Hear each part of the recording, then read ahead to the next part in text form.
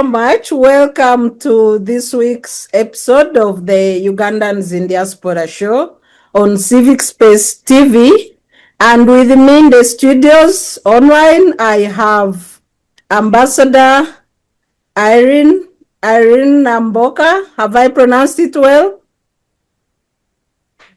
Once you pronounce Namboa, the rest can take care of itself. Okay, Ambassador Namboa is with us from France. And we have Francis Kamuhanda, who is the head of the ANT Washington chapter. Francis, you're welcome. Joseph Ochieno, the alternate president of the UPC, joining us from London. And Miriam Kyomugasho from AFRICC, joining us from the US. And Kharim Ntambi, the ANT chapter in Washington, is with us on the call. Today we shall be discussing two key topics.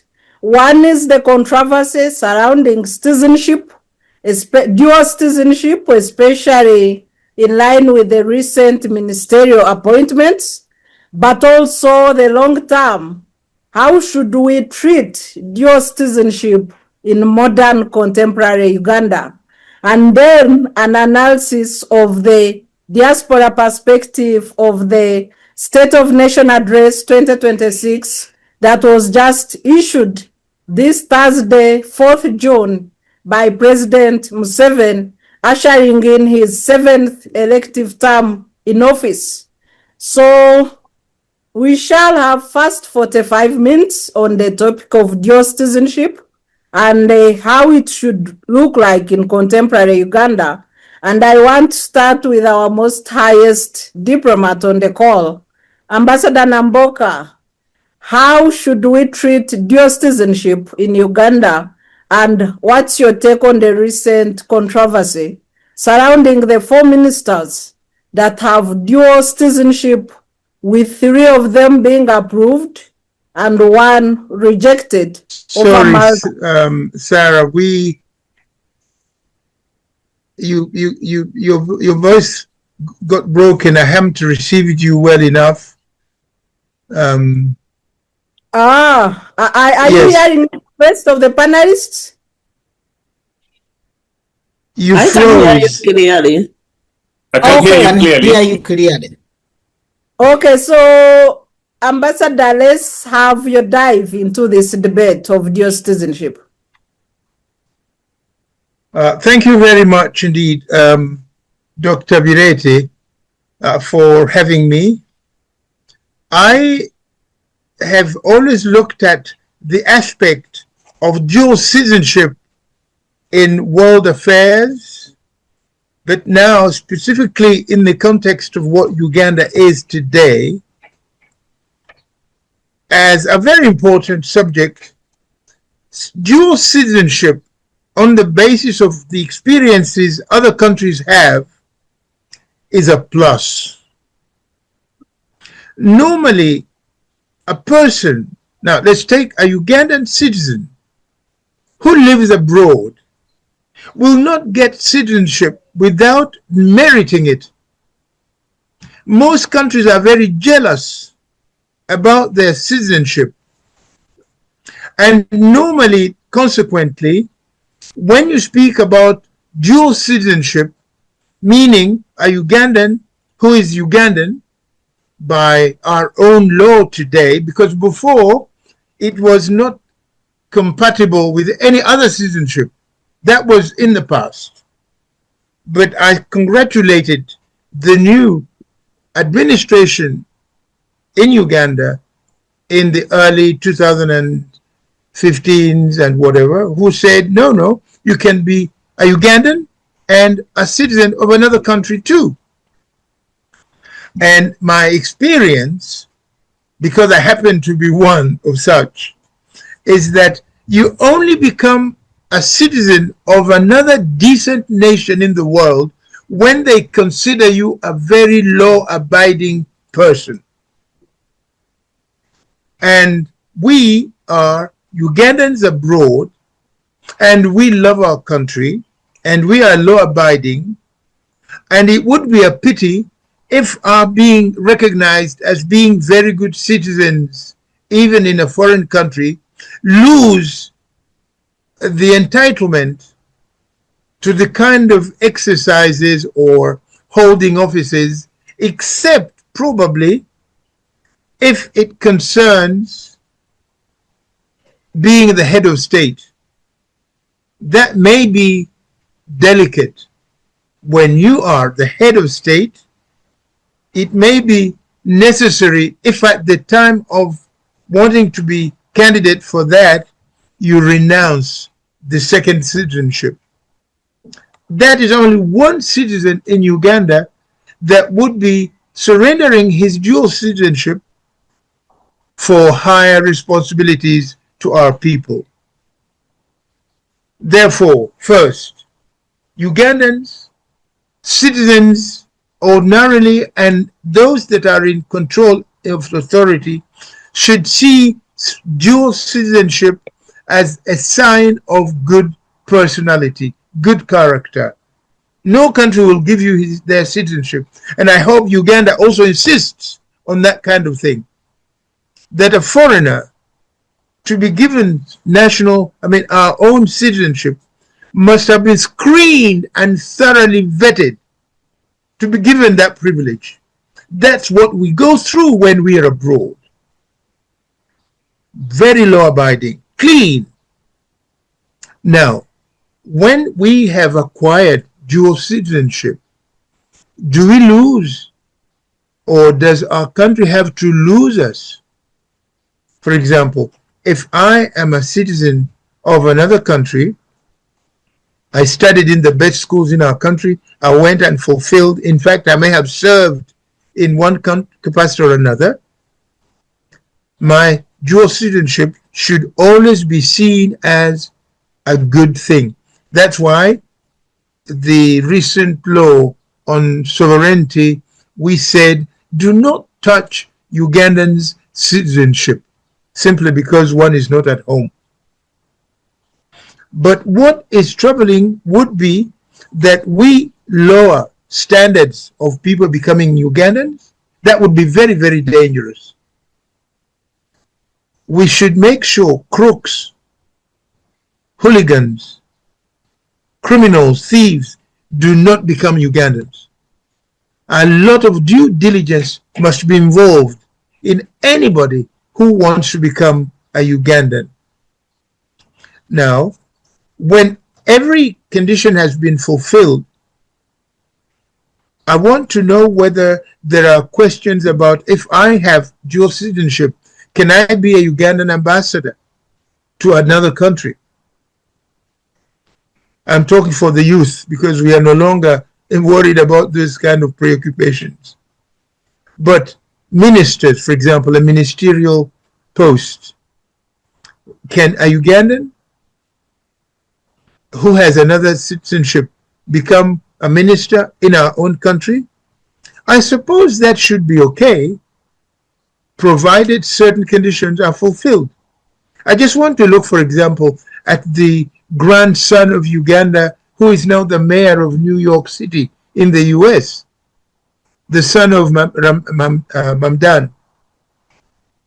It would be a shame if we cannot use that kind of person as a holder of a big office in our country if he has a clean, good record as a person.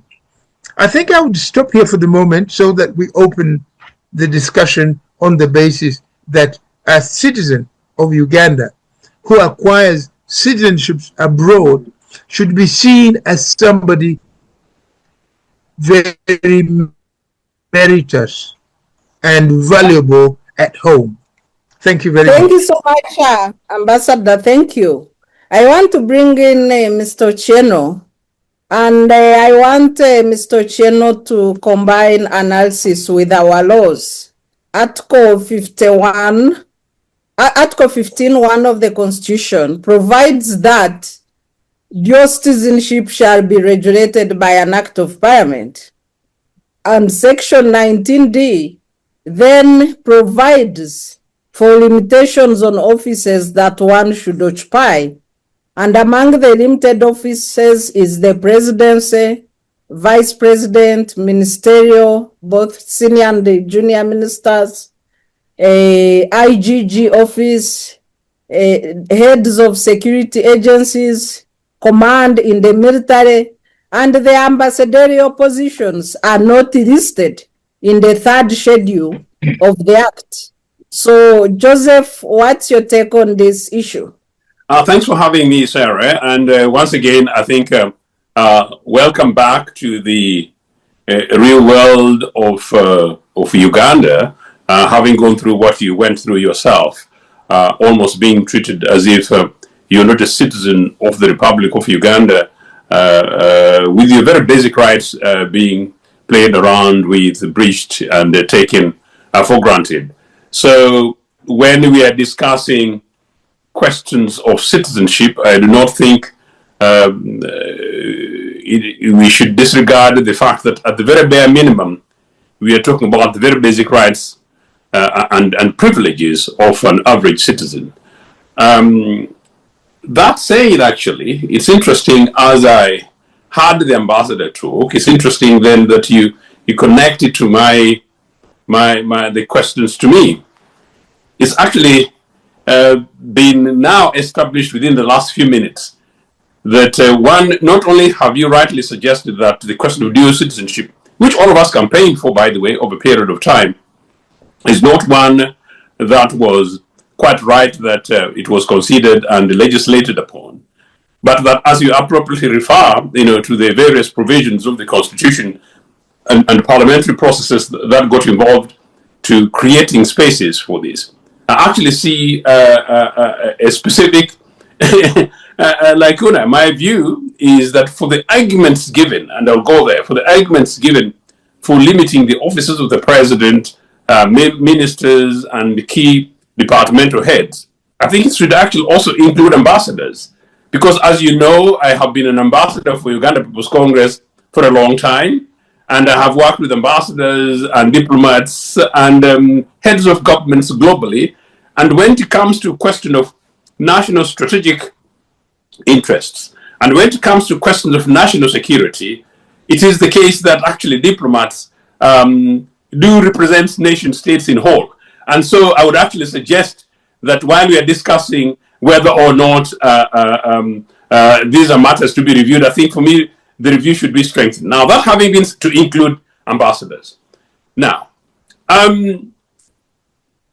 I am not a dual citizen. I chose on my own volition not to apply for citizenship of any other nation state. In fact, prior to even make qualification for British citizenship, I had the opportunity to be able to acquire other citizenship. But I deliberately chose that I was going to stick to my Ugandan citizenship for the purposes of making sure that I reclaimed it. Because while we're discussing privileges of many citizenship, I was one of those Ugandans who were at one time stateless, and once I was stateless, I argued that I need to be able to reclaim my Ugandan nationhood. But so maybe the more I did that, the more I went on to value one, citizenship, statehood, and my ownership of the Republic of Uganda, and so hence treasuring it. I think the discussions around this question of citizenship is about why don't you want to have a president who has a conflicting shared interest? Why wouldn't you have a cabinet minister who's serving a particular nation state and swearing for God and my country, but they also have other interests?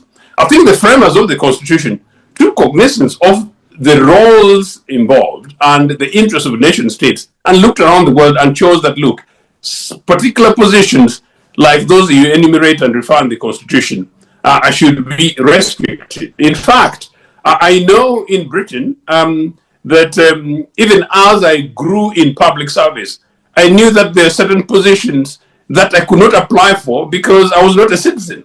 And perhaps even if I was a citizen, as the ambassador said, the rigorous processes were such that perhaps I might not be able to qualify. And yet, side by side with that, there was one Brian Gould, who was a deputy leader of the Labour Party before Blair came in under Neil Kinnock.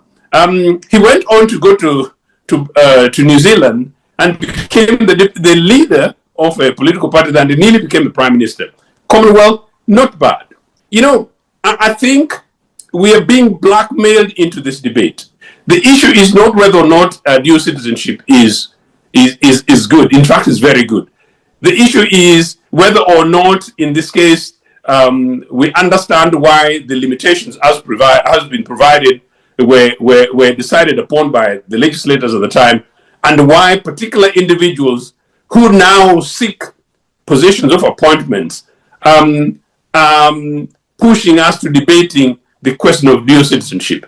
I think we're even trying to risk letting Mr. Museveni get away with the process that as a head of state and the president who's been president of the republic for 40 years, he could go on and appoint people whom he knew very quite clearly that they did not qualify. Was it impunity? Did he think that he would get away with it, or he did not know? So I think because we are, without prejudice, narrowing this down to almost an individual who turns out that he has citizenship of up to 3 different countries, and that maybe some of the issues might be how those citizenships were acquired. And I think that's why the ambassador was trying to talk about questions of character and processes. No, the situation is this, that dual citizenship should be supported, should be encouraged, and in fact, maybe as we debate this, people are going to realize that those people who are pushing for anti-sovereignty legislation, I even took a joke on social media to say that it would be very interesting to know the position held by some of these individuals when you and I were being bashed on the anti-sovereignty legislation, that things have come home to roost to catch up with certain people. It's not that. If you're a dual citizen, you know, do you meet the requirements or not? One. Number two, Sarah, you the expert in this, including the loudmouth voice on our behalf on this thing about, you know, making, do we make legislations, do we make laws to serve individuals and interests, or do we make laws to protect the country? I think the issue is not the law. The issue is that certain individuals have come and they're now trying to play some kind of a sense of entitlement, and which is, I think, very, very unfortunate. So bad that it's even beginning to have nuances of identity. As it happens, and I don't know whether I'll come back onto this much later, is that question in this case of the Banyarwanda, I am the president, should be president of Uganda People's Congress. We were the ones who in 1959 brought this and pushed the British to open up the question of Banyarwanda refugees coming into Uganda, taking a Pan-Africanist approach. But as a resident of Britain, I think I don't know that there are 2-3 things I will do down in the streets of London before people begin to question my background, my identity, and my intention. In this case, the issue is not whether or not somebody comes from Rwanda or Sudan or in this case, perhaps South Africa. You know, the issue is whether or not they meet the criteria and they qualify. And I'm beginning to wonder, why these specific individuals, why must they? So one, why must it be them? But number two, is Mr. Museveni telling us that Andrew Menda says that maybe sometimes he's reached a stage in which he's so much forgetful that he doesn't even go through due process to make sure that by the time he's releasing names of individuals, you know, he's releasing names of people who quite clearly qualify. And of course, beyond the citizenship thing is, you see how my good friend Lumumba is appointed the government chief whip when she is in fact not a member of parliament. Those are maybe some of the issues. So this citizenship thing is diversion. And I noticed, and I'll bring Kashumba here, there is a tone which I think is very irritating for us Ugandans. Only in Uganda will you have this kind of debate. And you know what? I think it's blackmail. It's very unfortunate and it's very sad. So much, Joseph, and you now bring us into the third question that I'm going to pose to Miriam. The controversy surrounding Banyarwanda. Is there a difference between Banyarwanda as captured in the third schedule of our constitution under number 20 as citizens of Uganda, recognized both in the 1962 constitution and the 1995 constitution?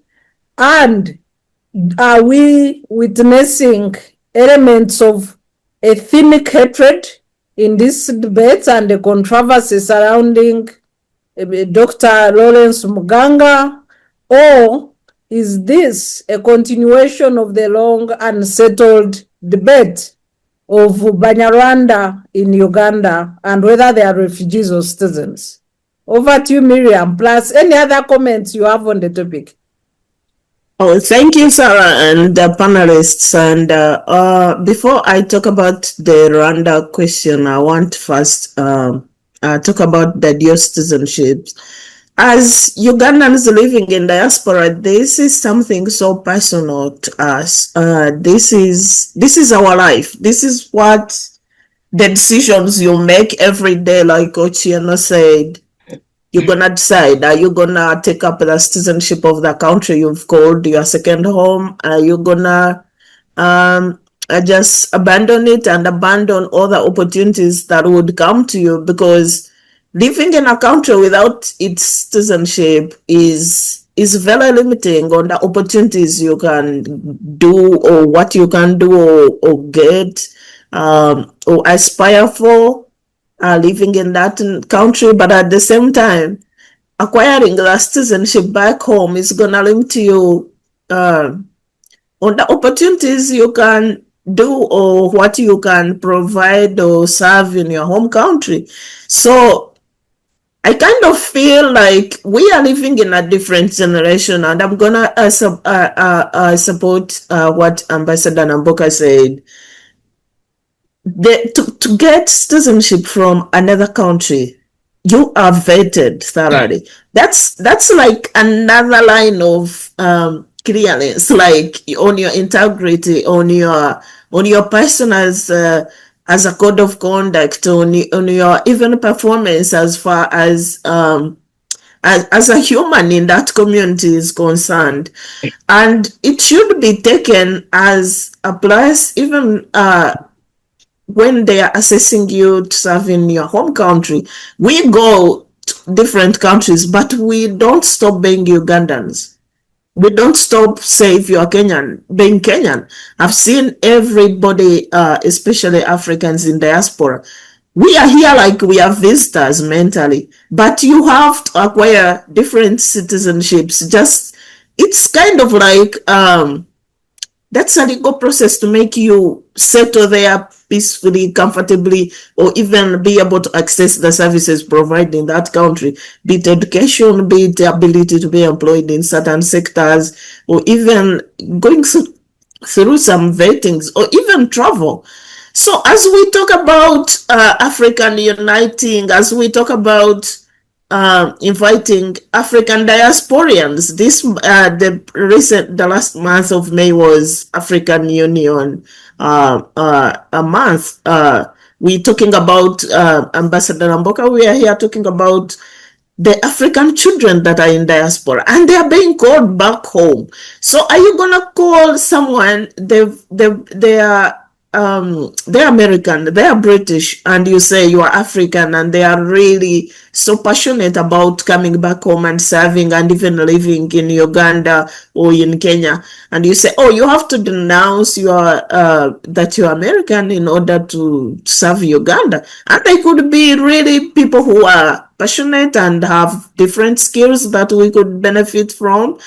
So I also I think we shouldn't be so selfish about being so nationalistic and be overprotective, and we should trust the processes. So if you are appointing a minister, and now this takes me back to Uganda, if you are appointing someone to a ministerial position, that person should be above in everything, integrity, their code of conduct, so that people are not doubting them in the first case. People are not even second questioning them, their ability to serve in that position. So for the case of Muganga and Rwandese, even the Rwandese question, I wonder, we are surrounded by so many borders. We have Sudanese, we have Congolese, we have Kenyans on the other side, we have Tanzanians, we have everybody. Why is it that it's the Rwanda issue which is so touchy and which raises emotions when it comes to Uganda? I know the Rwandese, the Rwanda kingdom was part of Uganda, Kigezi, the bigger Kigezi area. So they are Rwandese who are Rwandans, they call them Rwandans. They are Rwandans who are Ugandan. are on the Ugandan border of the country as far as the colonial borders are concerned, and then there are Rwandans who are the current state Rwanda today. It's like in the case of the Somali. There are Somalis who are Ethiopians, there are Somalis who are Kenyans, there are Somalis who are Somalis. So if you are looking at that the conflict there we should talk about it. We shouldn't be shy to debate it, and we should be clear on why it's controversial and sort out those the controversies that are there, because there should be a clear line of you are being a Rwandan by ethnicity, but you are Ugandan. And the vetting process for citizenship should be so clear. If you say you were born in Uganda, by naturalization, by birthright, you are a Ugandan. You are a bona fide Uganda for other reasons. Say you're married, you are what? There shouldn't be an issue whether you are of Rwandan origin, you are a Ugandan of Rwandan origin or not. For me, I don't think that should be something which should be something to really create controversy. The lines should be clear, and the people voting for citizenship should know who is Ugandan and who qualifies to be Ugandan, even if you are taking it up as a second citizenship, because Uganda allows dual citizenships in any case. As for the controversy around appointing people, like Ochieno said, yeah, Ochieno, you have a point. People shouldn't be appointed beyond their... I mean, President Museveni knew the requirements. Why would a president break your own constitution and appointing people who don't qualify to certain positions? And this is not about the dual citizenship thing or the picking chief whip who is not an MP. This is also goes to the arrogance Museveni used to appoint the military officers into civilian positions when he knew the constitution doesn't allow that. So it's also, you see, like the problem here is in several layers, and I think the president really takes the big blame. And we saw other people with dual citizenships being vetted into the ministerial position. For one, I think we should have a bigger discussion on dual citizenship, and we should allow even more relaxation. I'm not saying that you can be a president with dual citizenships or multiple citizenships, but I think they should be allowed to serve in as many positions as possible, because we are going to lose very skilled people. Sarah, now imagine, I'm going to use you an example. You were, say, living in Kenya and you produced your child, so your child by birth is Kenyan, but he's also Ugandan. And maybe your child grew up in Kenya, but he's also having dual homes, and he's part Ugandan, is passionate about Uganda, and maybe he came and lived in Uganda and wants to serve in Uganda. Why should that child be limited on what they can do for Uganda, as long as they are good citizens and they have skills they can impart in Uganda, just based on the passports they have? So as long as if it's about epsonage or trust or whatever, that can be vetted at different levels and can be assessed before you appoint such a person in a sensitive position. But as long as that person qualifies and their integrity is intact, and the appointing authority has really approved them, I don't see why they can't serve. I mean, you can't be a president, maybe, but I think they should be allowed to serve in as many positions as possible. Thank you, Miriam, for that elaborate, explanation. And I want to bring in now Francis. Francis, what's your take on this controversy and on the, of course, controversial or unvetted appointments of the ministers, which is an indicator that there was a governance vacuum or a failure to do due diligence on the part of the institutions that help the president through appointments process. And then the gaps that have now led us to the unconstitutional and illegal controversies as regards dual citizenship. Thank you. Thank you, Dr. Bireete, and my fellow panelists.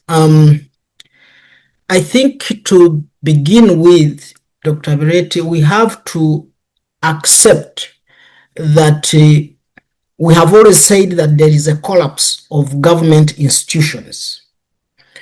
And for many times we have said that we are under dictatorship and people don't accept. This is a clear indication that yes, we have an aging president, that is one, that sometimes he cannot remember most of the things, which is already, some of these are indicators. Then number two, we should also accept that for many times we have said that the president is the state and the state is himself. That means he doesn't consult. And I remember one time, if I can quote what Andrew Mwenda ever said, that he has so many presidential advisors that instead of them advising him, he's the one who advises them. So this is a clear manifestation that indeed you can see that if there was a second eye, they could have, or sometimes he will select his cabinet casually. Like, whom should I give? I don't know whether he tosses a dice or not, but otherwise he should have taken into consideration all these aspects. Having said that, I would say that originally, if we recall, our constitution did not allow for dual citizenship. Not until 2005, I think, when there was some amendment, and then the parliament made some law and liberalized this issue. And then we come into the Article 15.1, where now it explicitly was showing us what are the do's and don'ts of dual citizenship. But again, I would say we have seen so many laws being enacted in Uganda without a thorough thought. Either it is rushed and so on. Then in a short run, we land into such a dynamics of, okay, now we are caught into a hardened rock. What should we do? Should we again, of course, what should we do? And then we get confused. And yet, as how Ambassador and Miriam have said, that we end up losing on some resourceful people who would be able to help us in one way or another. And that's why we have always said that let us be part of some of these debates, that we can genuinely contribute. For example, if there was a pathway to a person who either is living in the diaspora or has dual citizenship, what could be the necessary procedures? But you see, the procedures are not like clear, or they should renounce their citizenship and so on. But this should be like clear to everyone. What should be the period? And you see, at the end of the day, you create where the law is working selectively. The first information we had that around 4 people had dual citizenship, and even more than that, even multiple countries. But then how come that the other people from a certain area and region, for them, they were cleared very fast? Is it because they are the custodians of the law, they know what to do as compared to other people, or because that should be a fundamental question? To me, I in fact look at this to be more than what the law states, but to be more political. And that's why I agree with Joseph that we are being driven by a certain person to divert us from other important issues to some of these issues that, okay, this is where I want them. I think for me, the fundamental issue should be, do we need our diaspora citizens or our people in the diaspora? The answer is yes. And then it should be like more clear all having a discussion. What do we need to do? Because that means even that if the person in question now, Dr. Muganga, if had been informed much earlier without these appointments being secretive, maybe would have said I'm like this and this, and then these are the steps that I should follow. And then we find that it works out very well.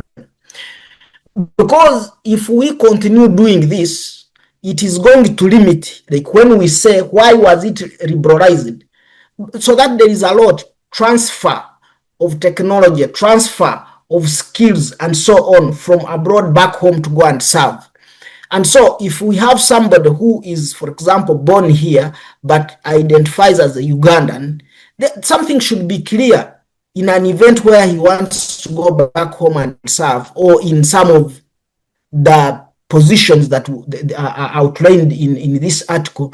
Then how would a person serve in them, so that it is very clear? But the moment the law isn't very clear, it is going to always cause these problems. You see, Dr. Bireete, last time on this talk show, I said, do we even do our people understand the laws, even up to the common person? Are they even translated in the local languages anyway? I'm not a lawyer, so I would also need maybe a lawyer to always explain to us these in simple terms what they mean. But we have also seen on floor of parliament, the members of parliament who are making these laws, they also don't understand them. But to me, the bottom line is, if the law of Uganda is to work, it should not work selectively. It should work equally and bring justice. But also, it should have, if there has been flexibility of where the president can change the age limit, the president can change the term limit, and so on. Therefore, it should also be flexible on the side of people who are either dual citizens, but they want to serve their country. So to me, that's how I look at it. But otherwise, we would also say, in the first place, the person who should be in prison should be Museveni. He broke the law. Yeah, he broke the law. Yeah. We should arrest him and tell him why. He's an agent of a foreign agenda. The recent whatever law that was enacted, yeah, he's the first victim. Yeah, protection of sovereignty. He's the first victim. Did he acquire a license to be able to appoint a foreign? These are serious matters.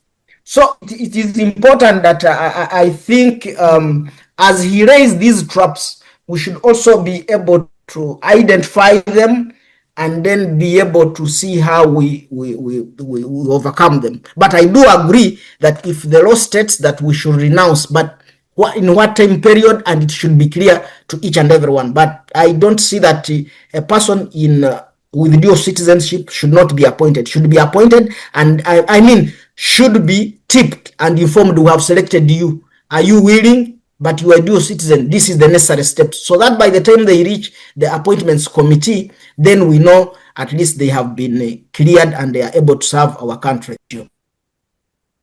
Yeah, thank you so much, Francis. I'm now coming to Ambassador, and the question I'll pose for each one of us, we will also share our concluding remarks on this topic and prepare to go into our second topic. There is Kharim. So, yes, the information coming in from the committee, inside the vetting committee of parliament, is that the three other designated ministers came to parliament with evidence that they had initiated the renunciation, and they had application for renunciation submitted, as well as the automatic responses.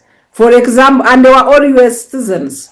The automatic responses from the citizenship, the online, the citizenship, framework online. So, but the Dr. Muganga had nothing to show that he had initiated any process. Two, he attempted to deny that he had Rwandan passport or citizenship, contrary to available information both online and a report by Immigration and Citizenship Department in Uganda. So he had the element of dishonesty.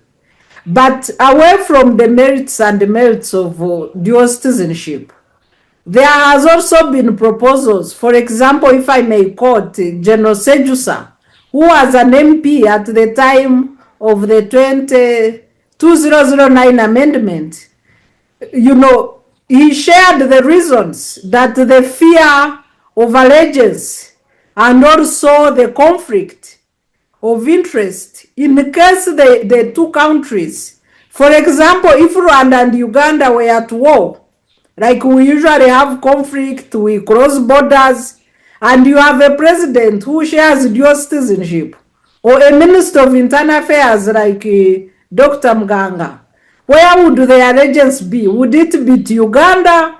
Would it be to Rwanda? And won't they cause problems with espionage? So these are some of the issues that have also surfaced in the Hansard as to what led to the limitations in these offices that are in the schedule of the Citizenship and Immigration Control Act.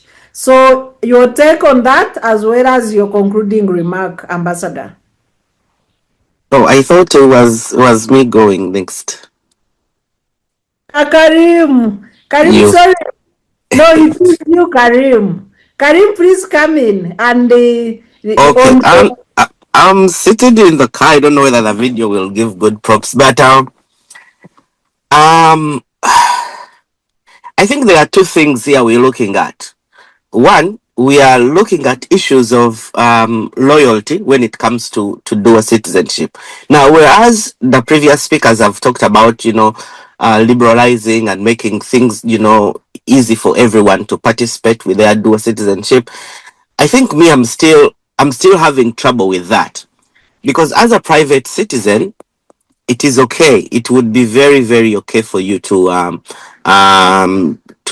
do business anywhere as a dual citizenship. But when it comes to public sector, now that one is a difficult one, because in every country, there are jobs that are designated for people who are citizens, who are loyal to that country.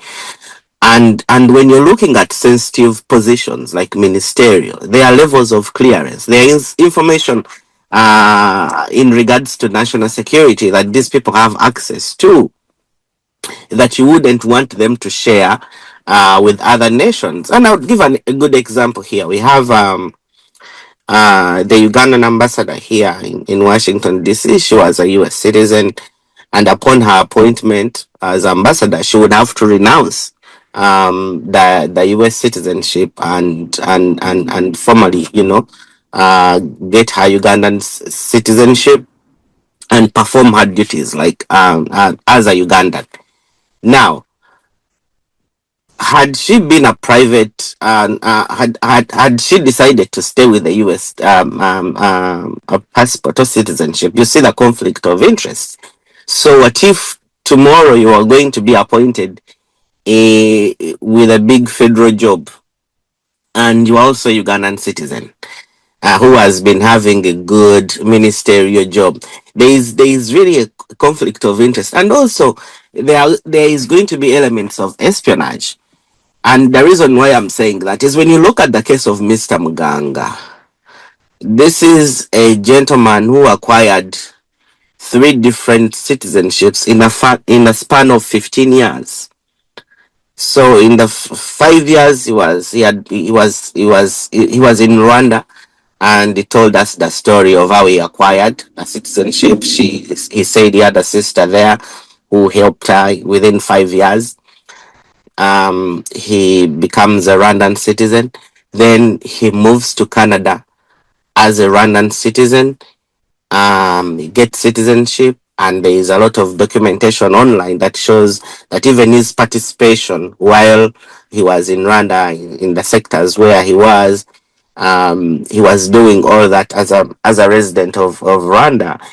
And later he comes back to Uganda to reclaim his Ugandan citizenship. Now, as a private citizen, who is doing business.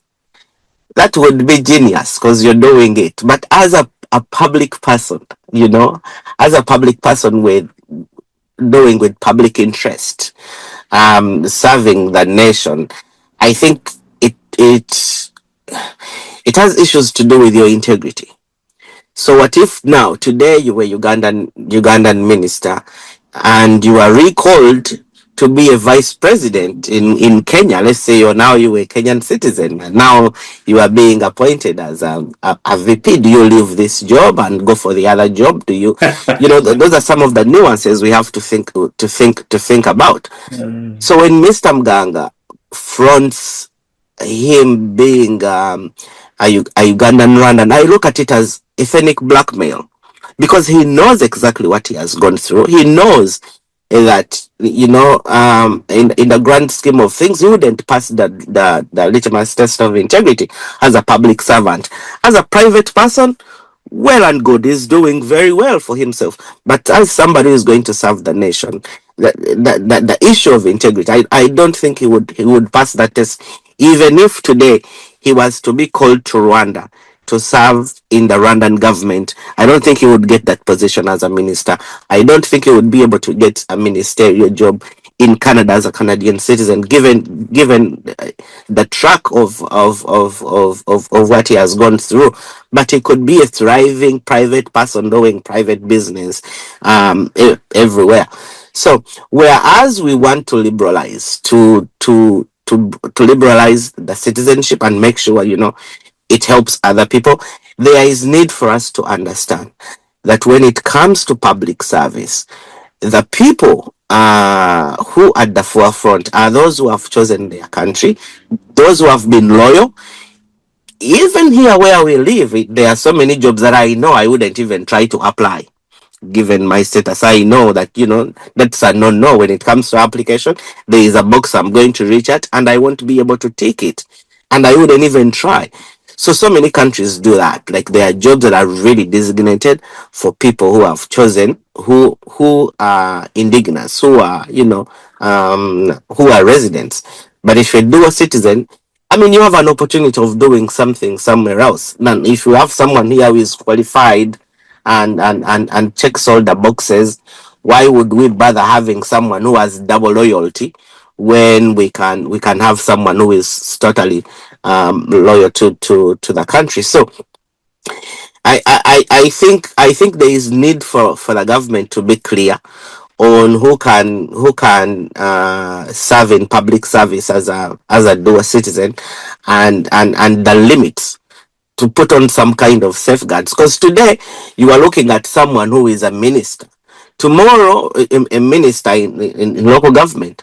So tomorrow, if we have a minister of defense who is coming in from South Sudan, and he has been a minister of South Sudan, I see it would really create some kind of conflict of interest. So there is need for us to address that.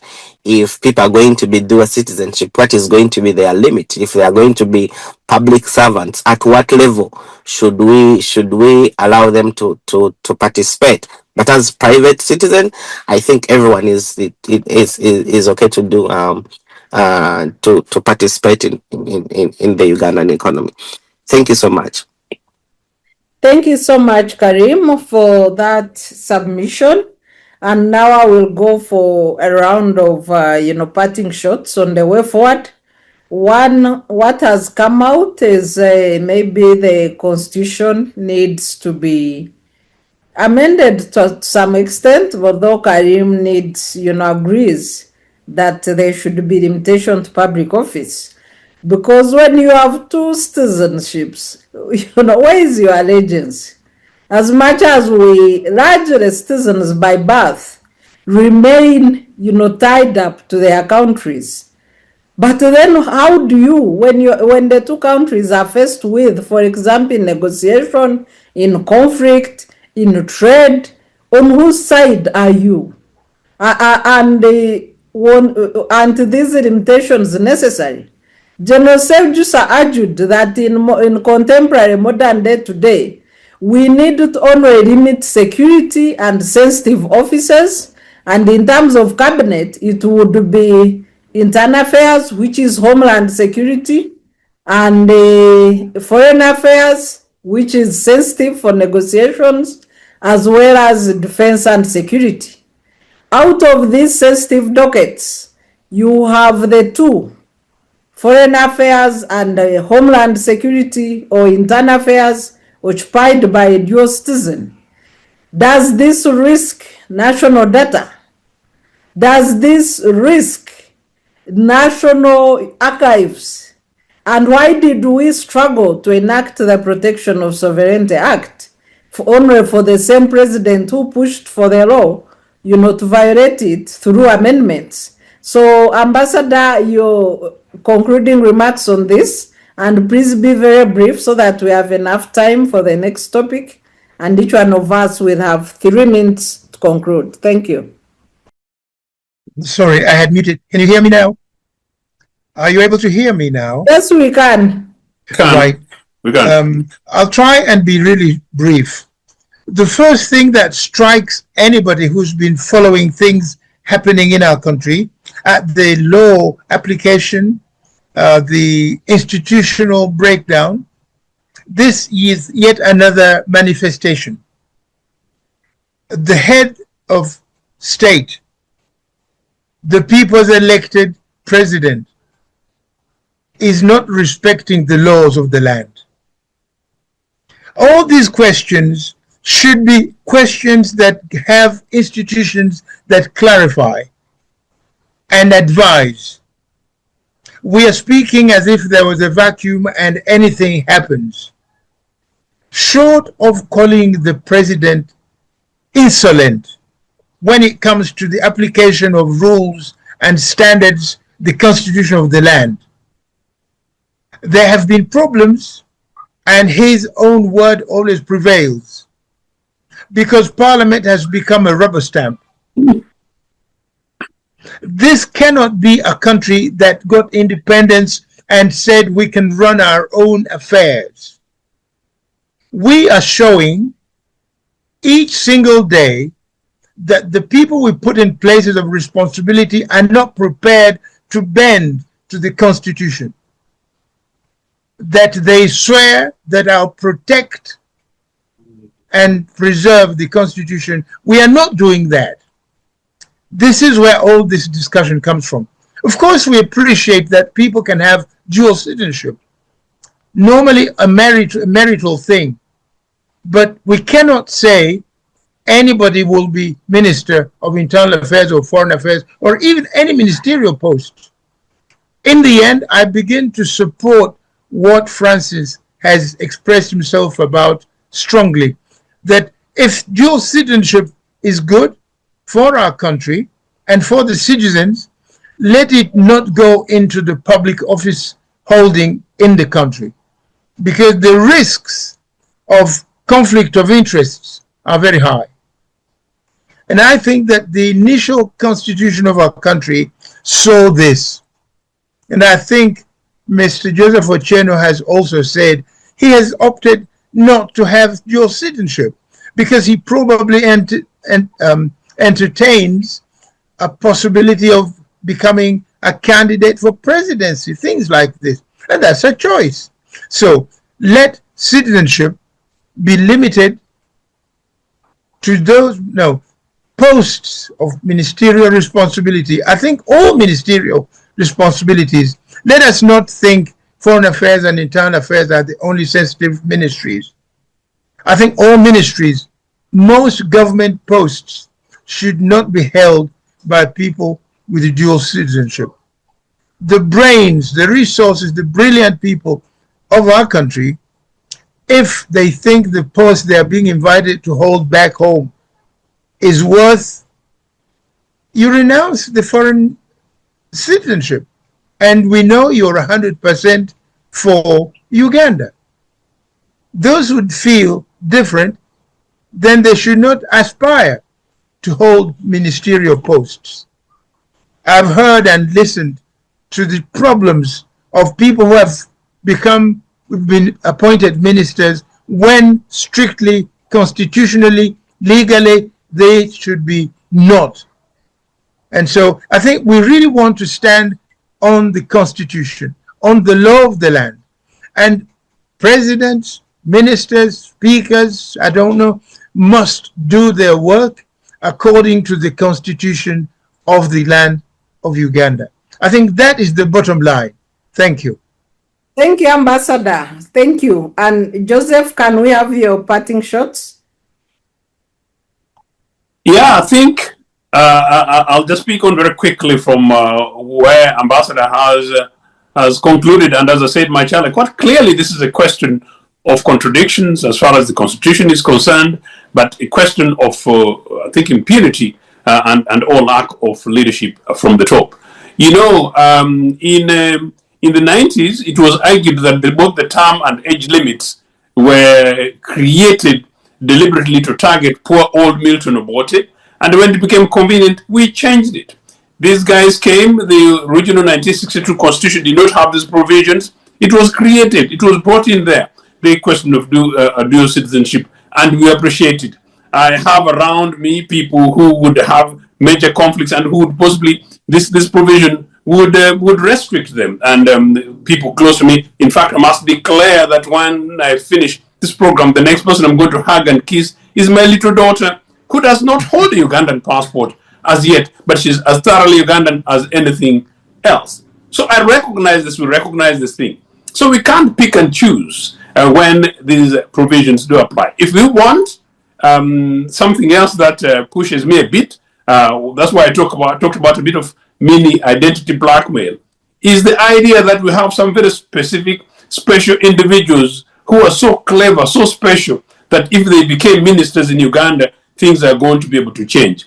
No, I think we're a nation of 46, 47 million Ugandans. So we really can't confine ourselves to do. So if we choose that we want to remove the provisions, we should. But like Ambassador said, I do not know, and I've been around in the spaces, and quite clearly, just like Kharim was saying, and I agree now with Ambassador, the fact that you confine it to 3 ministries is neither here nor there. Finance, you can go to each and every element of government, and you find that there will be a question of sensitivities that will be conflicting. But of course, it's also not suggesting that any of us here, including those of us who may or may not be dual citizens today and tomorrow, would find ourselves in compromising positions. You just do it to make sure that that you don't let a loophole for something to happen like that in future. That is being speculative. And finally, we've had issues in our country, and without prejudice to Rwanda, and maybe that's one of the reasons why some people think so, and it shouldn't really be anything associated with Rwanda. We've had a situation in which Paul Kagame and Fred Rugema, better say it just directly here, these are guys, they're ministers and heads of security organs in the Republic of Uganda, but the following day, Kagame is now the president of the Republic of Rwanda. That is not a problem for me, a Pan-Africanist. But guess what happened in Kasangati? Part of what people say is, and to say today, is that Kagame knows about Uganda more than most people in Uganda, maybe only possibly deputized by Mr. Museveni. But I hope this is not a contribution to that, but simply a matter of lesson that no, I think we need to be able to review these matters. And as I said, if it's in the rule book, it should be in the rule book. And if we want to change, let's have a debate, let's have a conversation and remove these provisions. But for the moment, and until Africa becomes one republic and one nation state, as a country headed by an office in possibly Addis Ababa, I think I don't see why the position should change. And I repeat, the position should not change for individuals. Thank you so much, Joseph. Miriam, can we have your concluding remarks on this topic? Thank you, my fellow panelists. I agree. There should be the debate should continue on dual citizenships and what are the responsibilities even of a citizen. For me, the irony, where I find the irony is the people you think are so Ugandan, the Ugandan citizen today. Look at the cabinet ministers. How many of them even go to a Ugandan hospital? How many of them serve foreign interests? They do their medications abroad. They educate their kids abroad. There is a lot of capital flight. They steal money and invest abroad. Like they're behaving more worse than if you would even bring like a Japanese and they serve as a Ugandan prime minister. Like it doesn't even serve any purpose. So if we are to be intentional on making on nationalism, let's really do that. Let's stop the double standards. Let's stop the irony. The Ugandans, the people holding Ugandan passports who are serving even in the presidency or even in the any of those designated positions are the ones serving Uganda worse than any foreigner could.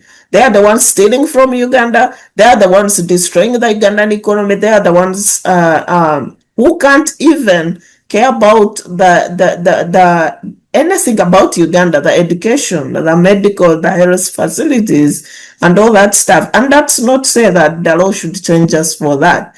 But I'm saying, like, let's there be a debate. The discussion should continue. The world is changing so fast. It's not about your passport that is gonna determine your nationality or your loyalty to your country. I don't think that's the case. We have already had spies and traitors who hold. I mean, you can betray your country whether you have one passport or two. It doesn't matter. So people should be vetted individually. Should be example is like Ambassador Adonia Ayebare. He's been serving Uganda at the highest level of diplomacy, yet he had double citizenships. Has it ever stopped him from being loyal to Uganda? No. Has his double citizenships helped serve Ugandan purpose? Yes. So let's not miss on those opportunities just because we are being so nationalistic and we are being overprotective. Let's have a debate, and individuals can be different. You can even be a Ugandan, but you are a crook and you are serving another country. You can be double citizenship, like you could be a dual citizen or multiple citizenship holder, but you are intentional on serving Uganda. And even there are some foreigners, like people who are not even holding the passport of a country, who can come in and serve it really very diligently. So I agree that some positions should be ringed off and be a preserve of nationals, just as Joseph said, in case, I mean, something happens. But let's really not be scared of people holding so many passports. I don't think in this day and age, I don't think that's really there is a problem against that, because you can betray your country even when you have just one passport of that country, if you want to, if you are a crook. Thank you. And Kharim, your parting shot. Thank you again. I think I will stick to what I said earlier. That there are positions in government that should be a preserve for nationals.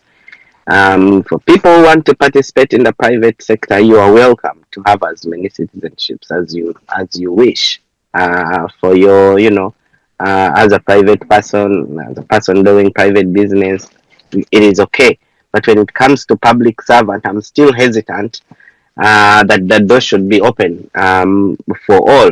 Whereas Miriam says that if a person is a crook, it doesn't matter which citizenship they hold, but you don't want to leave that door open and say, okay, whether if somebody wants to enter your house, they will enter, so you don't have to lock that door.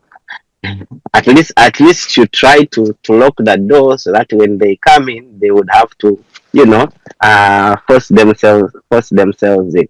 Now, lastly, in the 11th Parliament, I think they passed the sovereignty the sovereignty bill, and when that was passed, I remember during the debate they talked about people being agents of foreign interests. Now, if I'm a dual citizen and I am working in two governments, so I am in position to work with two governments at the same level.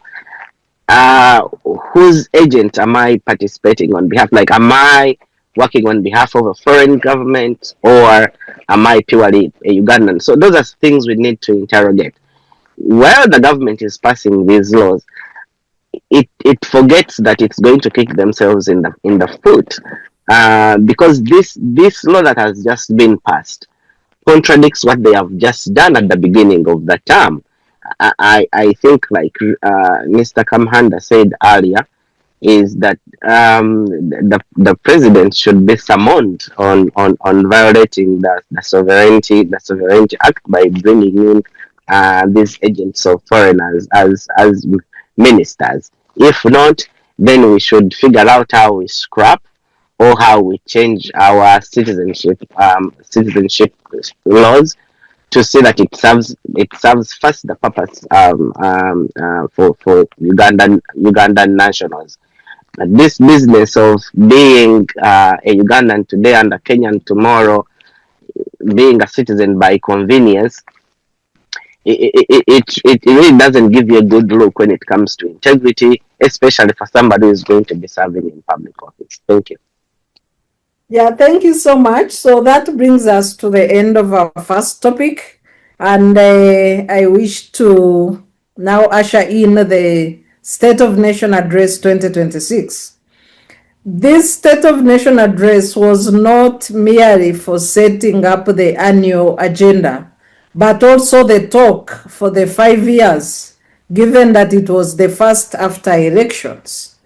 The overall slogan by the president himself was that this is Sanja no more sleep.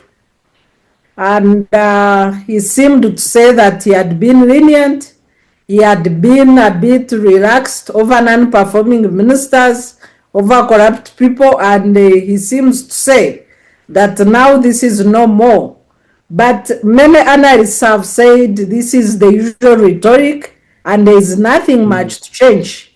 The speech was also dominated by economic transformation, agenda, wealth creation, a display of beneficiaries of Operation Wealth Creation and a parish development model programs and regional agenda as well as infrastructure for supporting production, among others. Ambassador, if I may start with you, what's your take on the State of Nation Address 2026? And did the president communicate what was anticipated in that speech? Yes, Dr. Bireete, I'm with you. I'm following. I wonder whether you still think I should take the lead on this particular bit of our conversation, or because I've had great fascination by the capacity to articulate things and historical perspective when Mr. Joseph Ochieno speaks. Why don't you let him? Okay. All right, let's start with Ochieno. Set the ball rolling, and then I'll join in. If my brother Ochieno does. Now, that is diplomacy at the top.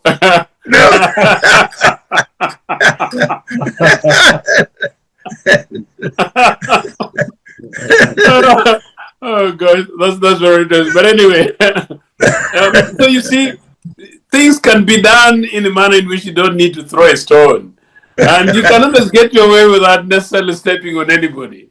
And so it's actually possible for us to live together in Uganda in diversity, regardless of the arithmetic around our CVs, including possibly the questions of the passports that we hold beyond the boundary. So that has got me on a beat. So it's actually true that I was waiting to redraw my head as a pastor was speaking. But that said, anyway,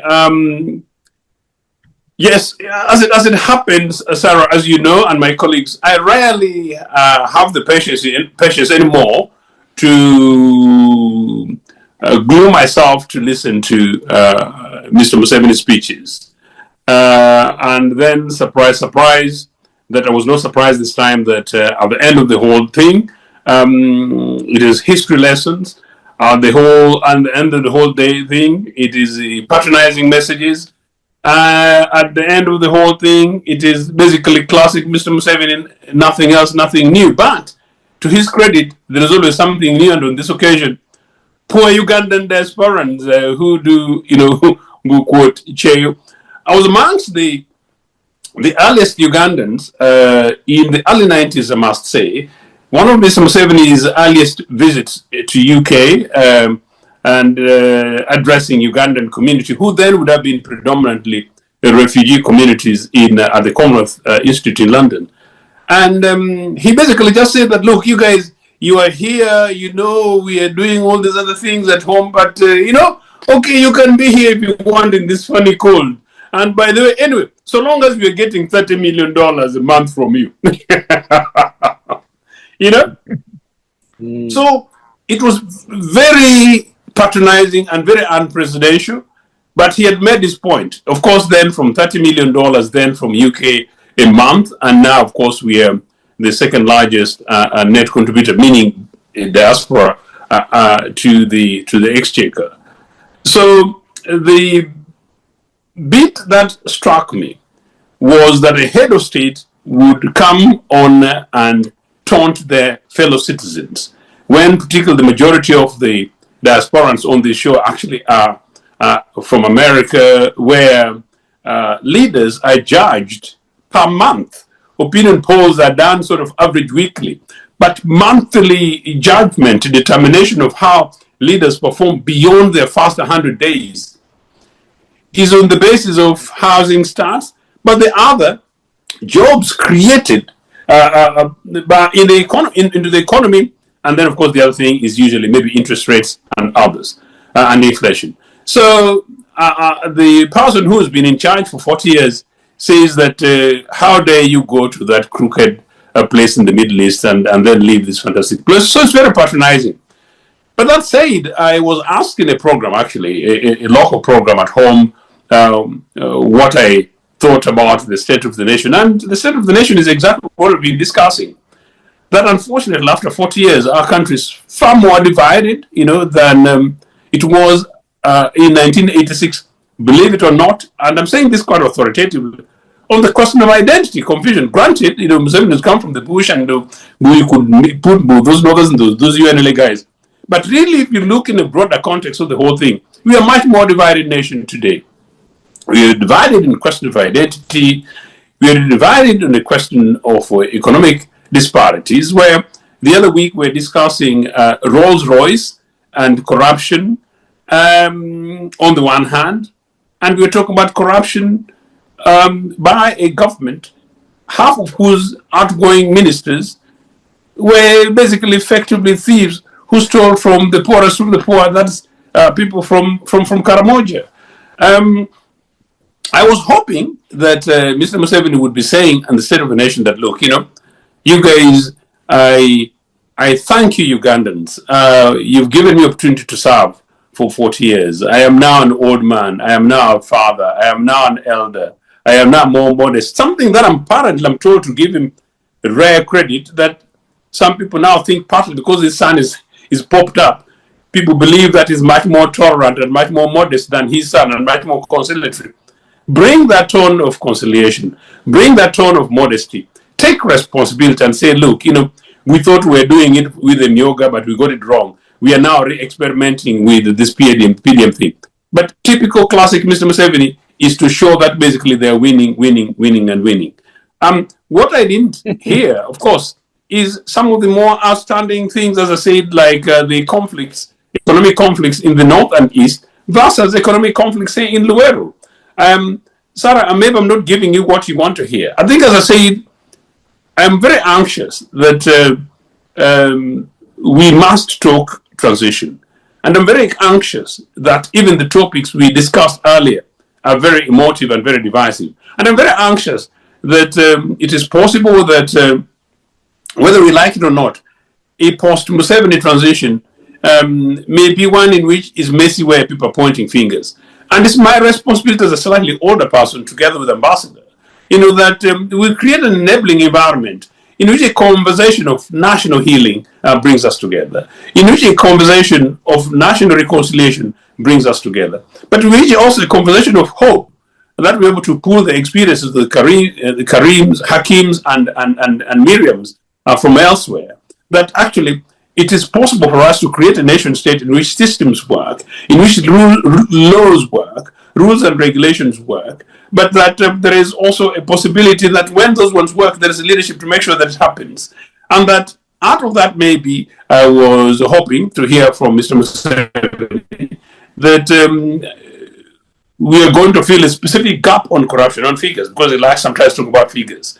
That out of the, is it a trillion shillings per annum, per year, lost in corruption, that maybe we're going to fill that gap. And out of that, we are going to invest more in health. We're going to invest more in education. Can you believe that the day or a couple of days before the State of the Nation address, you come out very openly to say that interns are no longer going to be paid, and interns are worthy how much? About 20 billion US dollars. I mean, 20 billion Uganda shillings. And we know the amount of money that, these guys pay to these Atiak people, pay to the Namboa people, pay to the Bireetes.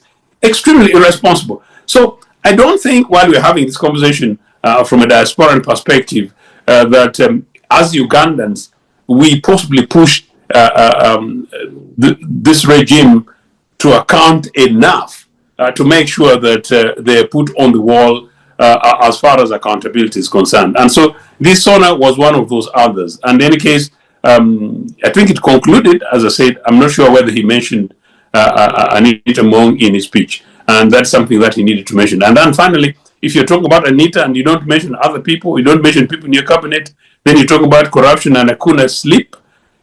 When the last elections, the previous election, I think there was something related to no joke when they brought in the cabinet of I forget how they described those people. But most importantly, to conclude, a State of the Nation address in which the official leader of opposition in exile, a State of the Nation address in which all the people assembled, none of them is from the democratic opposition, a State of the Nation in which there are many young people that I got a note from a young UPC person that actually didn't know that I spent 9 months, behind bars for Flim's staff simply because I think he was seen to be associated then with NUP, is an extremely unfortunate one.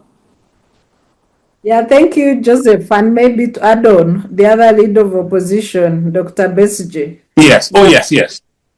Is about to make 2 years in prison. Yeah, so if we could also have Miriam before Ambassador comes in. Miriam, your take on the State of Nation address? Miriam didn't expect to come next, you see. No. No, I'm muted, I'm sorry. The State of Nation address for me are just coming from some volatile elections. Actually, I was expecting some reconciliatory tone. I was disappointed. Yeah, like Ochieno said, I was expecting, that kind of transition voice where we should prepare us for what we are likely to see in the next 5 years. We know it's about time. I mean, we've been talking about expectation for transition for the longest time, but we know it's about time we have a transition. And a political transition is not merely a change of faces of who is the next president, but about also laying ground. So the previous term, we saw Museveni ended it on a high note as far as abuse of human rights concerned, harassment of opposition, and also how he closed most of the civil society organizations that are working on governance and human rights. So is this the tone we are going to see in the next coming 5 years, where there won't be any talk about human rights violations, where we're gonna see abuse of opposition leaders? Like you said, Kizza Besigye has been in prison for 2 years, but there are so many other prisoners of war. Kharim has a profile picture of young kids who were arrested during elections that are still languishing in prison without justice. There are so many protesters who were also arrested. Their rights are violated. They are not having fair hearing in the courts because even protesting, which is a constitutional right, is criminalized in Uganda. So what are we going to see going forward? Given that even the president didn't even bother to talk about it, what should we expect? Maybe is it gonna get worse because we ended the last term on a high ugly note? Is it gonna get worse, especially as far as we all understand that President Museveni is losing political control as far as people supporting his leadership are concerned. So is he gonna be more violent as people are opposing his leadership? Is he gonna be more violent or more reconciliatory as he's opening up and trying to reconcile with majority Ugandans who are already outside his scope politically? That see, let's work together, maybe see as we build into a future which is more accommodating and more tolerant, like what we see today. As far as justice for the opposition is concerned, I don't know what is the next 5 years gonna be looking like for opposition in Uganda. Right on cue, as expected, the opposition leaders boycotted the State of Nation address that as Museveni was delivering it. But that was not just a boycott, but a protest to not show that not everything is okay. But I also want to appeal to the opposition. I think your protest is becoming more predictable and it's not loud enough. The oppression is more louder than the protest. Like, I think we need to be more loud. We need to really call upon all sectors, even if you are in a ruling party, but you see that the way things are going is not gonna give you a good future, because you can't be fighting and expect a peaceful future. So when Museveni is saying that this is Sanja no sleep, for me, I'm looking at no sleep for anybody who doesn't agree with him. And that's not good for all of us. As far as the economy is concerned, I want to repeat what Ochieno said. You can't be having an economy which is not producing jobs for young people, but then you also taunt them for going abroad to really look for survival. These kids know, like he rightly said, there is nothing much that desert is offering them. They are tortured for $200. We see some of them come in coffins, but are tortured by their employers in the Middle East. But they don't have a choice. They keep going back there because that's the only way they can survive. And the president who should be saving them from that torture is the one taunting them. Yet you can't provide an alternative at home. So what type of future do you expect for Ugandans? And the next 5 terms, I think he was so grossly, next 5 years, I think he grossly, he grossed over issues, and he really didn't provide like a clear framework on how things are going to be done. How is the economy going to be approved? Yeah, he emphasized agriculture, and we know agriculture is the backbone of Uganda, has always been. But what is the new thing he's gonna put there to make that big difference? And then on the health, he's starting on a bad note. There is a difference between speeches and actions. We saw how the interns are not going to be paid. So this is a president who is promoting science, who is promoting the future, as in STEM studies. You're encouraging kids to study science. But again, you said we can't provide for you. We can't support you even in your quest for the future, for studying science, especially in the medical field where there is a big need for services. So those are contradictory. There is he says one thing and does the other, and the same contradictions also go for the fighting against corruption. We saw his fight is one, like it's so political. It's not about fighting corruption. When they were fighting a speaker, you can't fight a speaker and say the speaker is corrupt. The office of the speaker was corrupt, but then you exonerate the who was equally doing the same things and the speaker was doing, and even reward the vice with the deputy speaker with also another position of continuing to serve in the same position. If you are cracking on corruption, at least you should have been investigated at the very least. So all the things really, for me, it's just another speech like any other we have seen before. I don't expect anything much from the president. Yeah, thank you so much, Miriam. And you, in your remarks, you combine, the hits and misses. And I am now bringing in Ambassador Namboka. I hope you can now pick it up from the two speakers and share your observations on the State of Nation address for 2026. Ambassador, let me bring in Francis as Ambassador gets ready. Francis, are you with us? Yes. Yeah, please come on and share your observations on SONA 2026. Thank you, Dr. Bireete and other fellow panelists.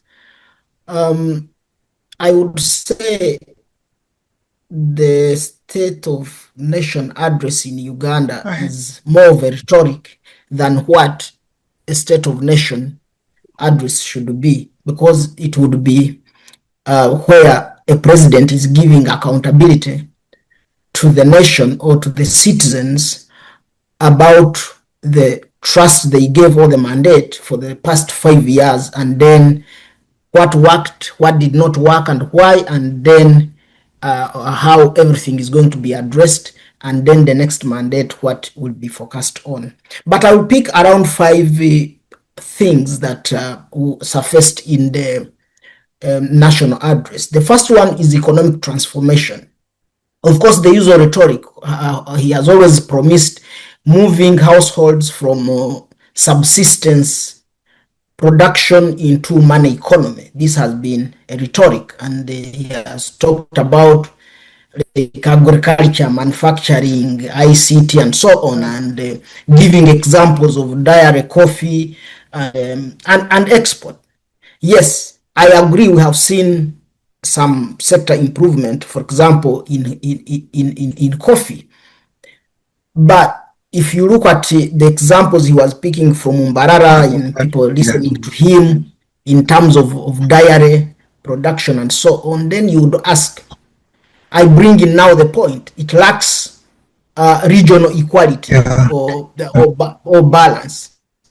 For example, is it that it's only in the West where people rear cows, cattle? We don't have a cattle corridor in northern Uganda or in eastern Uganda and elsewhere. I thought this could be something that is general, that this is a model that has worked and it is covering the whole country. Then you can be able to say, but you can't concentrate it to as if you are a chief in Mbarara, and then because people are near you in the same village, so they are able to listen to you more than other people in other areas. I find that he was showing more of regional imbalance in as far as his so-called programs are concerned.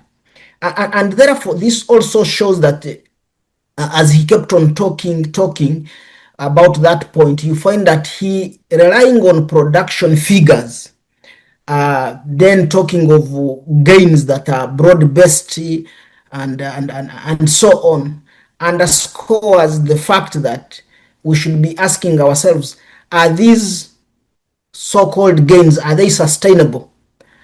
Are they inclusive? Or he's just assuming that once people are mobilized, once people are sensitized, then transformation is guaranteed. And yet we see low production, weak markets, and poor extension services. For example, I remember my late mother used to be more of the extension service, because using her own knowledge, not from any extension service provider, then people would come to learn from her. Do we have like improved seeds? Do we have really farmers getting? But now he's always hoodwinked. They go and get somebody who is a money lender somewhere, or somebody who has even a miserable mango farm, you just see that literally, you see the video and you see the mangoes have no even fertilizers. Some of them even have no fruits. And then they say, oh, I harvest 60 millions from these mangoes. Which sometimes I ask myself, does this president have even intelligence for people to inform him of what is happening? I highly doubt that at one point these people who are near him shall put him in a wardrobe box and sell him, because he does not go into details of saying, is this true? But he just follows and then begins altering out those. You know, when we are talking about micro and macroeconomics, I don't need to be told that household X or village X or a certain area, people have taken heed, or they are moving from a subsistence economy to a money economy, by telling me. You have to go there and you will just see it. You will see how the lifestyle has changed. The second issue that came out in this address that I did not agree with was agriculture. He talked about commercial agriculture. But wait a minute. If I can recall, agriculture in the past, he talked about Ntambi. It was targeting commercial agriculture. NADS was targeting commercial agriculture. Operation Wealth Creation was targeting commercial agriculture. Emyoga was targeting commercial agriculture. Now PDM and model farmers and so on. But all these, I see no result. But they speak to the fact that what is the mode of how they are giving it out? Are people taught first? Do you identify the need in specific areas and so on? If we have the policies that were drafted, I remember way back, like zoning and so on, do you do them? Do you also understand that if you are talking about this agriculture, that the first factor of production in agriculture is land? Do you understand that there is a lot of land grabbing? People are being pushed away from land and so on. And have you felt that these people you are giving a myoga? I remember I was listening to one person, I think was from a certain village in Fort Potro, Kabarole, who was asked, a young man, that, did you receive money for PDM? He said, yes, they gave me 1 million. What did you do? He said, I didn't have a mattress. I bought a mattress. Then I also used part of it to marry a lady. Now I'm happy. So you see that the population or the people whom they are giving that money, they don't even, they are not prepared on how they should use that money. Again, if I can quote the current Minister of State for Local Government, even when they were in Chankwanzi, was explaining how this myoga money was being given to even people who are not supposed to get it. Even when they give it, they will tell you, we are giving you maybe 700,000, but the 300,000 we are retaining it, but saying that you have received 1 million. So you find all these cannot come out and say we have helped our people. So to me, the execution, he fails to understand that the execution of these programs are haphazard. There is no formal structure, but rather he just politicizes the beneficiary selection, poor follow-up, leakages in the funds, ghost even beneficiaries and so on. But the worst part of it is the patronage. Patronage is a problem in as far as allocating these funds are concerned, and it becomes terrible for the country. So it is a huge, to me, sounding nothing. The third thing that he talked about was infrastructure and stability as enablers. I agree. I absolutely agree that those are enablers, railway and so on and so forth. But we all know the scandals behind the road, the infrastructure in Uganda. We know the scandals about how many times he has commissioned the railway, the standard gauge railway, for example, that has never come to light. But also, if we talk about security, how do you carry out arbitrary arrests? People are in prison, and you think there will be development? It can't be. How do you see that people are unemployed, and then even when they go to Saudi Arabia, you are busy? Like, what are they going to do in the desert?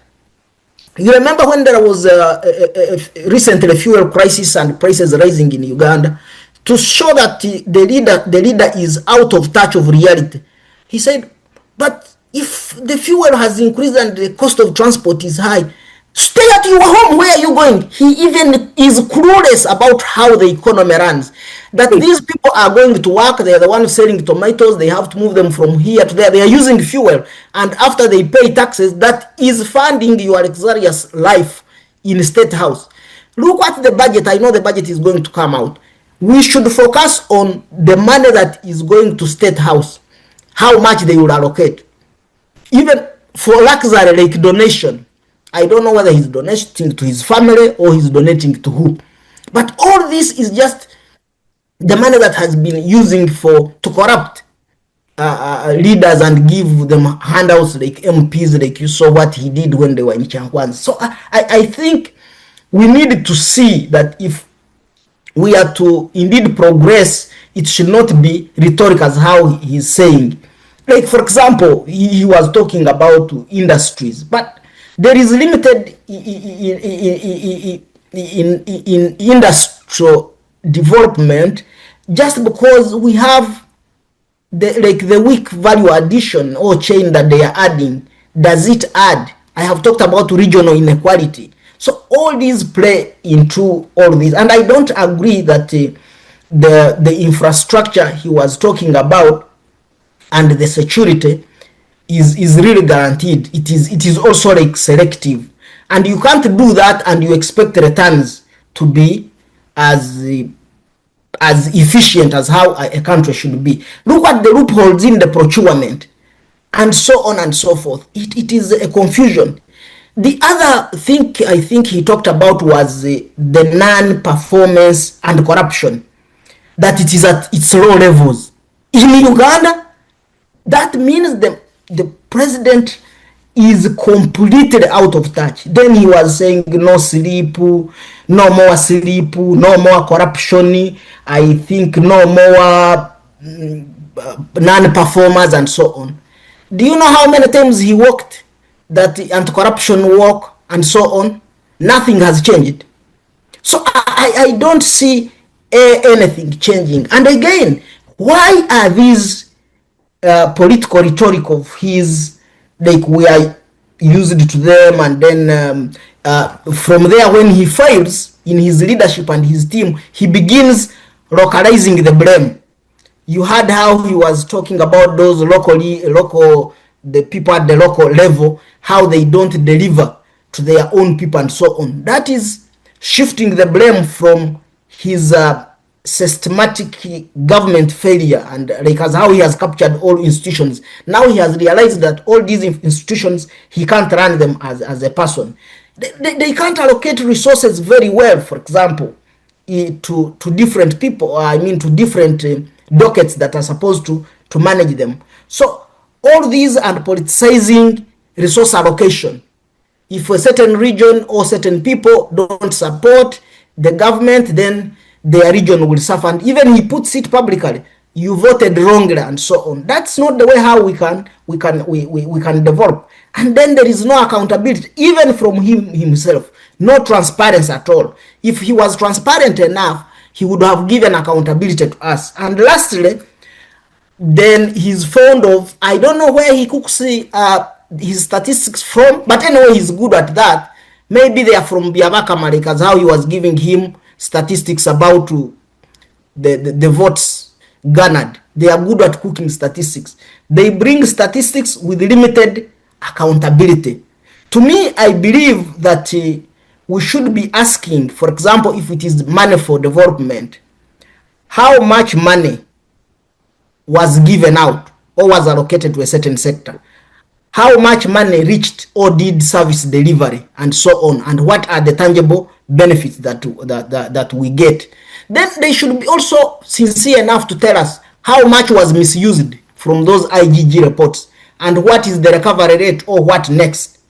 And then I also expect that as you conclude, Francis. yes, lastly, then we should be able to know which districts, which ministries performed better and how can we move forward. Thank you. Thank you so much, Francis. I will now invite Ambassador.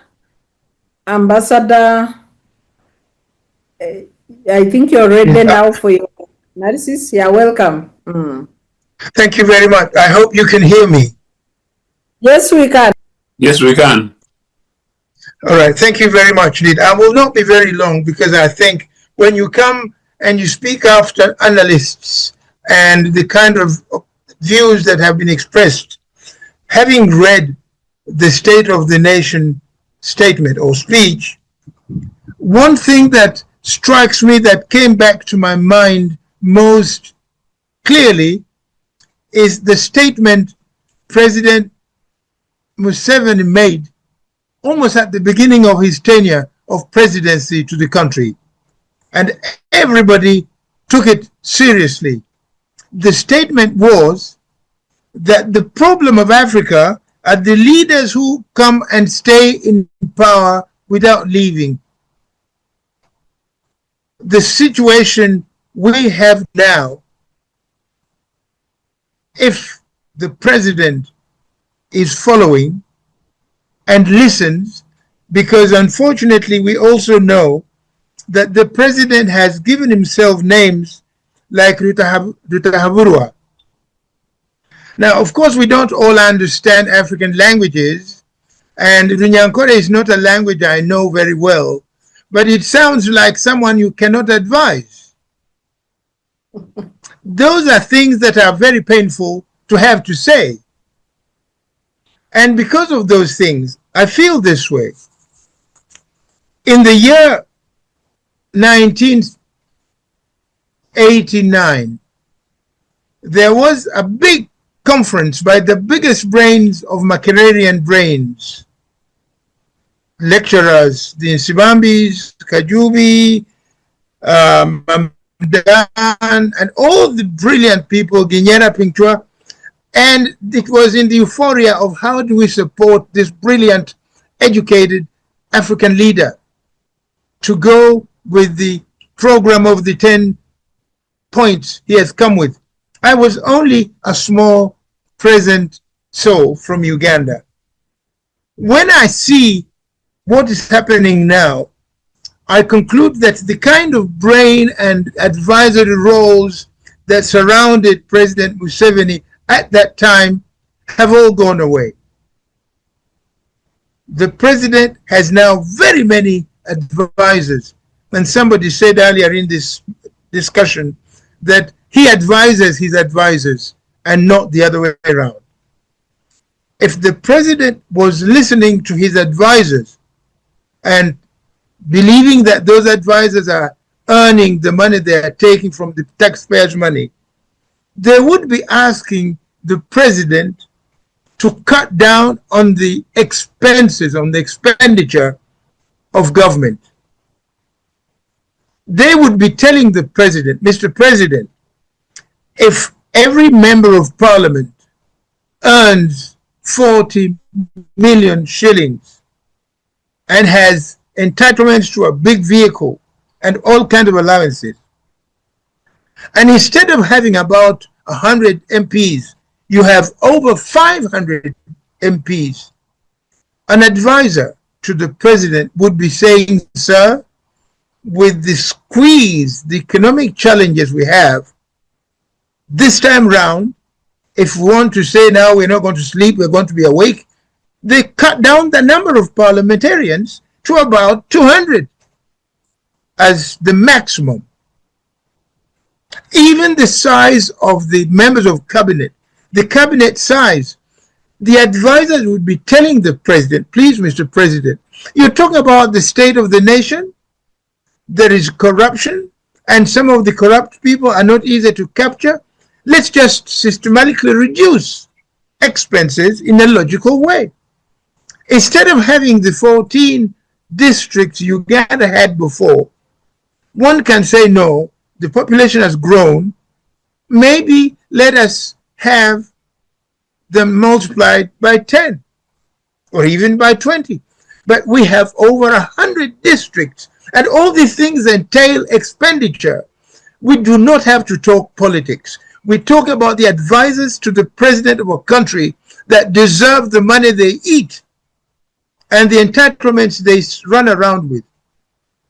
The president does not have advisors that deserve the title advisor to the president, because the president has a nation with challenges, and the challenges are obvious and clear. You don't have to go into rocket science to know that the challenges we have are surmountable if the advisors to the president are calling a spade a spade. So for me, what the president said, that the problem of people in Africa politically are people who remain in power without wanting to leave, the statement is catching up with the president. And you cannot be an elder and be seen as a grandfather in the African traditions if you do not deserve the kind of respect. When your people plead and cry and you don't seem to see it. Members of the panel have spoken about the absence of medicine, hospitals, unsatisfactory salaries to doctors, interns will not be covered. And the president, does he receive advice on these critical issues? We want to be the advisors, and we are coming in as free, patriotic, respectful citizens from the diaspora. And we say, if people near you, sir, don't want to lose the bit of money they may be receiving, we are saying to you, Mr. President, reduce the number of members of parliament. We would have been happy to say, even if you only said that this parliament is going to legislate to make sure we reduce future parliaments. We don't want you to reduce, to change these people's posts. But in the name of patriotism and the future of the country, have 150 members of parliament. The Paris model, whatever, you have multiplied office holders with the costs that go with them, that if they were supposed to be effective, we just can't afford it. But the advisors to the president, what job are they doing? So for me, I don't have to go through what I heard, what I've read. It doesn't address the future of the country. It's good to know what we've done behind, but I think really the president should have been giving us a roadmap and a strategy for correcting impossible corruption within his own team, areas where there has been too much expenditure that should be trimmed and made less. The large bloated members of parliament is not justifiable for a country like ours. And the president talked about the GDP per capita, the GDP. Yeah. It isn't something to write home about. We have other countries on the continent whose GDP is something to admire, but because they control. Look at Botswana. Botswana is not a foreign country in terms of being European. And these people, we don't want to insist on changing leaders. Let us even say Lee Kuan Yew was in power for a long time. But you do the things that don't make the country go poor or suffer. So for me, the statement, the state of the nation did not come as news that will give Ugandans hope. We didn't hear that there will be so many more doctors and the salaries, because we've heard the outcry, have been improved. The mistake, for example, of reducing the pay of teachers of arts, humanities, and prioritizing sciences is also a misguided approach, because people who are speaking now here, reflecting on the rule of law, the importance of medical staff, the importance of roads, and we don't have to be an engineer. This is the kind of advice the president is not available to hear. So we feel the state of the nation came as something to worry a Ugandan that is concerned about the future of the country. And Mr. President, this is a plea to you that, listen, names like Rutahaburwa worries somebody. And jokes like Bazukuru are people who look to an elder because the elder is benevolent. But in the present circumstances, that is not obvious. You better do things that will make those you want them to call you Jaja feel you're protecting them. Thank you. Thank you so much, Ambassador. And Kharim will have your take, then go to the concluding session with the questions from the moderator. Kharim, your observations? Thank you so much. Thank you so much. No, the State of the Nation address was really, to me, a disconnect. First of all, he annexes a policy platform for 2026-2027, which is totally far away from what he's talking about in his nation's address. As the first nation's address after the election, I think some of the key things you have to talk about is the state of democracy. In the event that your main opposition leader, our leader, Robert Kyagulanyi Ssentamu, is currently in exile, you have Dr. Kizza Besigye in jail for almost now 2 years. You have more than 500 or 1,000 young people who are detained illegally during the pre-entry and post-election. All that kind of violence. Those are some of the things you have to address, because after the elections, your role as the leader is to make sure that you create an environment that brings the country together. That was totally absent.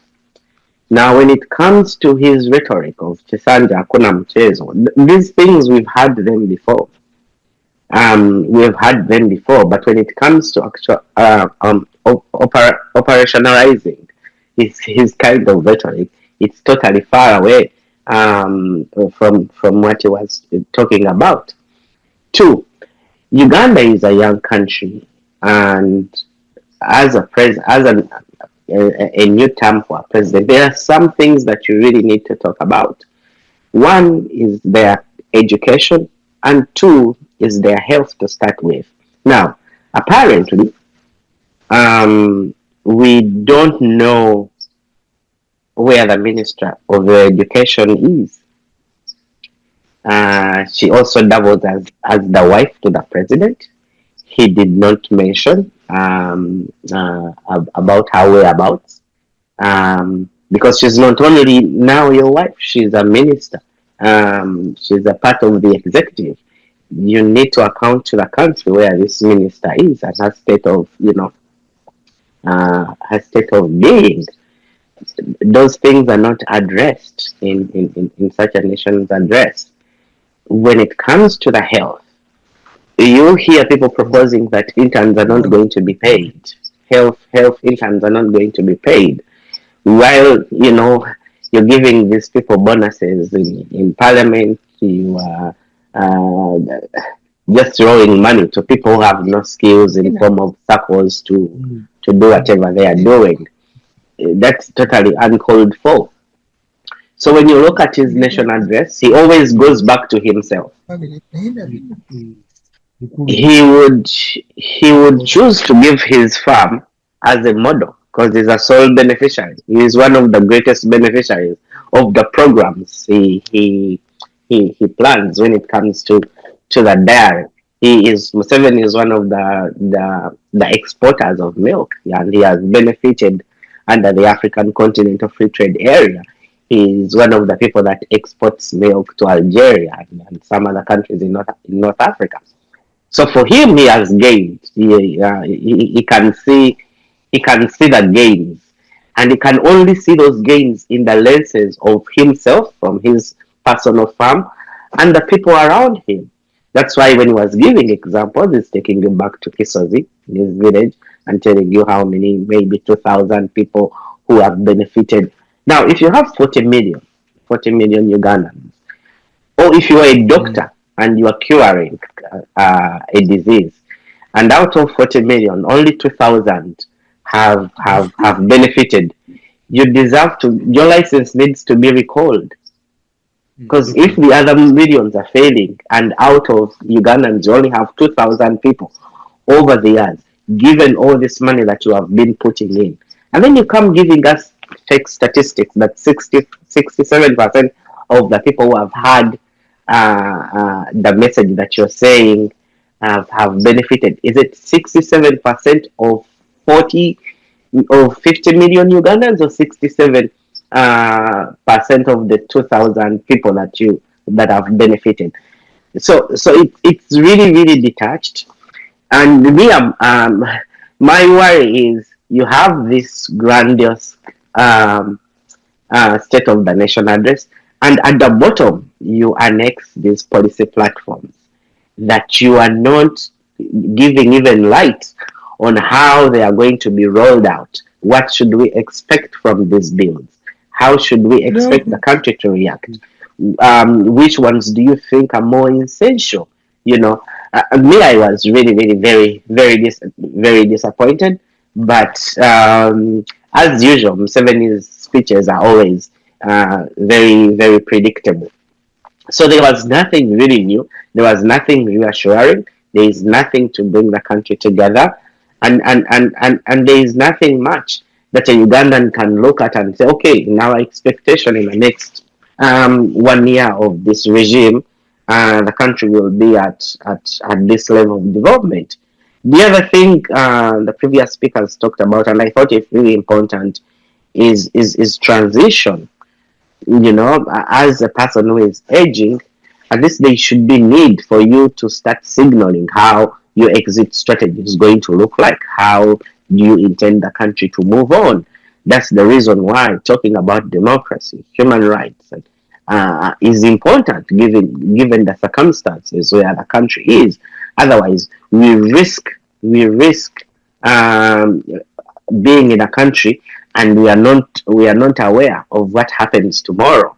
In case of his departure, so there is need for us to keep echoing these sentiments and letting the regime know that the trajectory that they are taking is only putting us into a sinking boat, and whereas they think they might be shelved with the amount of money they are giving themselves, if we are on the same boat, if it sinks, every Ugandan is going to feel is going to drown in it. So I think I should stop here, and I'm going to thank you, comrades, for sharing the platform. Yeah, thank you so much, Kharim. And now, as we conclude, Ochieno, I want you to conclude by answering one of the gaps. The speech had no mention of the democratic deficit. The fight against corruption has largely remained rhetoric, and he didn't give any new dimension to the fight in Sanja No Sleep. No mention of shrinking democratic and civic space in the country, coupled with high militarization, but also electoral integrity and weak institutions.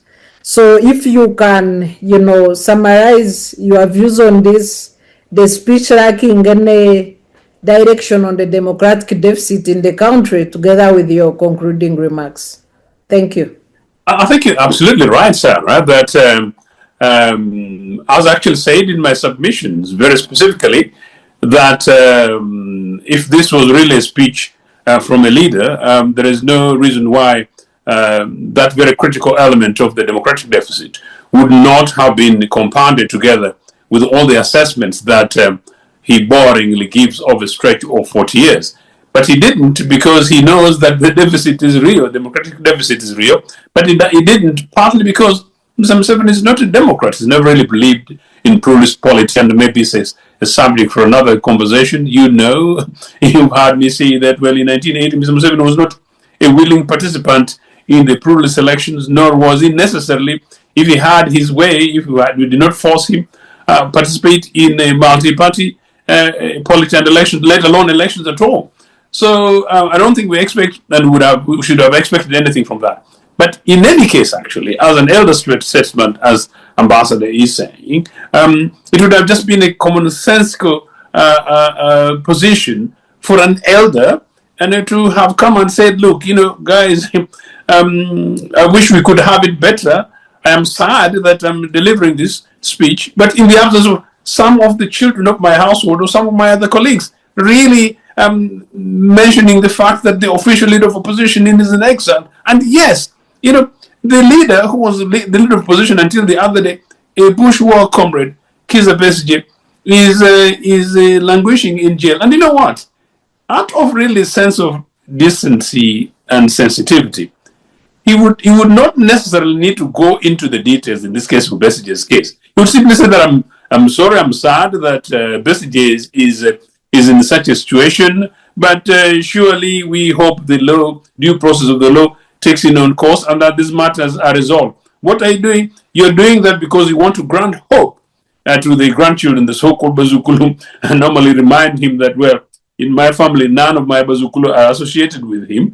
You know, but look, you know, you children, we fought, we struggled, we are trying to do these things for yourselves. We hope that once we've moved on, we should hope to have a Uganda in which we don't have political leaders in jail, young children of this country missing, many of them in exile, and that a country in which the economy works for one group of a minority chosen few against the other. I just want to conclude this, that in the future UPC government, I would seek to have the State of the Nation address scrapped off, actually, partly because of waste, but partly because you know, leaders then use this basically as an opportunity to chest thump rather than informing their country. Granted that we now have a presidential system where possibly you want to be able to account, if you like, to the population, but this is something that you can actually give. A president can be the guest speaker or the chief guest in a budget speech and have 20 or 30 minutes to speak to the nation. In any case, these guys speak to the nation at any time in the course of their 5 years or 12 months. So they can do it. So I'm saying we should just scrap this and then embed it as part of a budget speech, because budget speech gives a rough, you know, trajectory of everything else that has happened in the country over 12 months, and then you wrap it up with an element of polity. Number two, if that is a proposal, one of the other proposals that I believe should be there is a review of this thing where elections take place in January or February at most, and then we have 4 months of a gap in which people who have been diselected as members of parliament, you know, spend time and create legislations and debate proposals for the future meaning determine legislation on matters that they will not participate in, like, for instance, the question of the sovereignty legislation, the question of recent budget speeches around, budgetary changes, including tax reforms. I think those are some of the things that need to urgently be reformed and changed. But whatever the case, I think the president has too much powers, and he makes these statements, these far-reaching statements, taking these positions, and I don't see currently, constitutionally, and you are the lead lawyer here, provisions for which he's able to have a State of the Nation, except maybe for a shadow State of the Nation address that the nation holds him to account. Maybe he should pick something from Paul Kagame, so that post a State of the Nation equivalent after budget speech, that there's a town hall meeting in which the citizens able to challenge him exactly on the matters that you refer. But I must say, it is extremely sad, Sarah, that we have young Ugandans languishing in jails. We have leaders like Kizza Besigye in jail. We have the official leader of the opposition in jail. We have people, young people who want to be part of the political process going forward, but they fear to come out. And yet this is 2026. It's extremely unfortunate. It's very, very sad. I urge Ugandans in the diaspora to engage more. I think this is an opportunity. It's a time for us to have a bigger conversation with the anti-sovereignty legislation. You see the impunity by these NRA guys who at one stage quickly forgot that you belonged and that you existed and that mattered. With the hypocrisy then that now comes up thanks to now the appointment of these 4 individuals, and you see what has even happened, where there are some people allegedly who, as I understand, have been approved. And part of the question is that, okay, when you approve, you say that, well, because they've shown willingness to renounce their citizenship. I'm stretching you, but I'm concluding.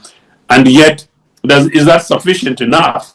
Because we don't have time, I don't want to go there. Is that sufficient enough to say that, well, now people qualify? There are major issues as part of the debate that we need to be able to have. The diaspora needs to participate much more actively. And the diaspora, it is true that you have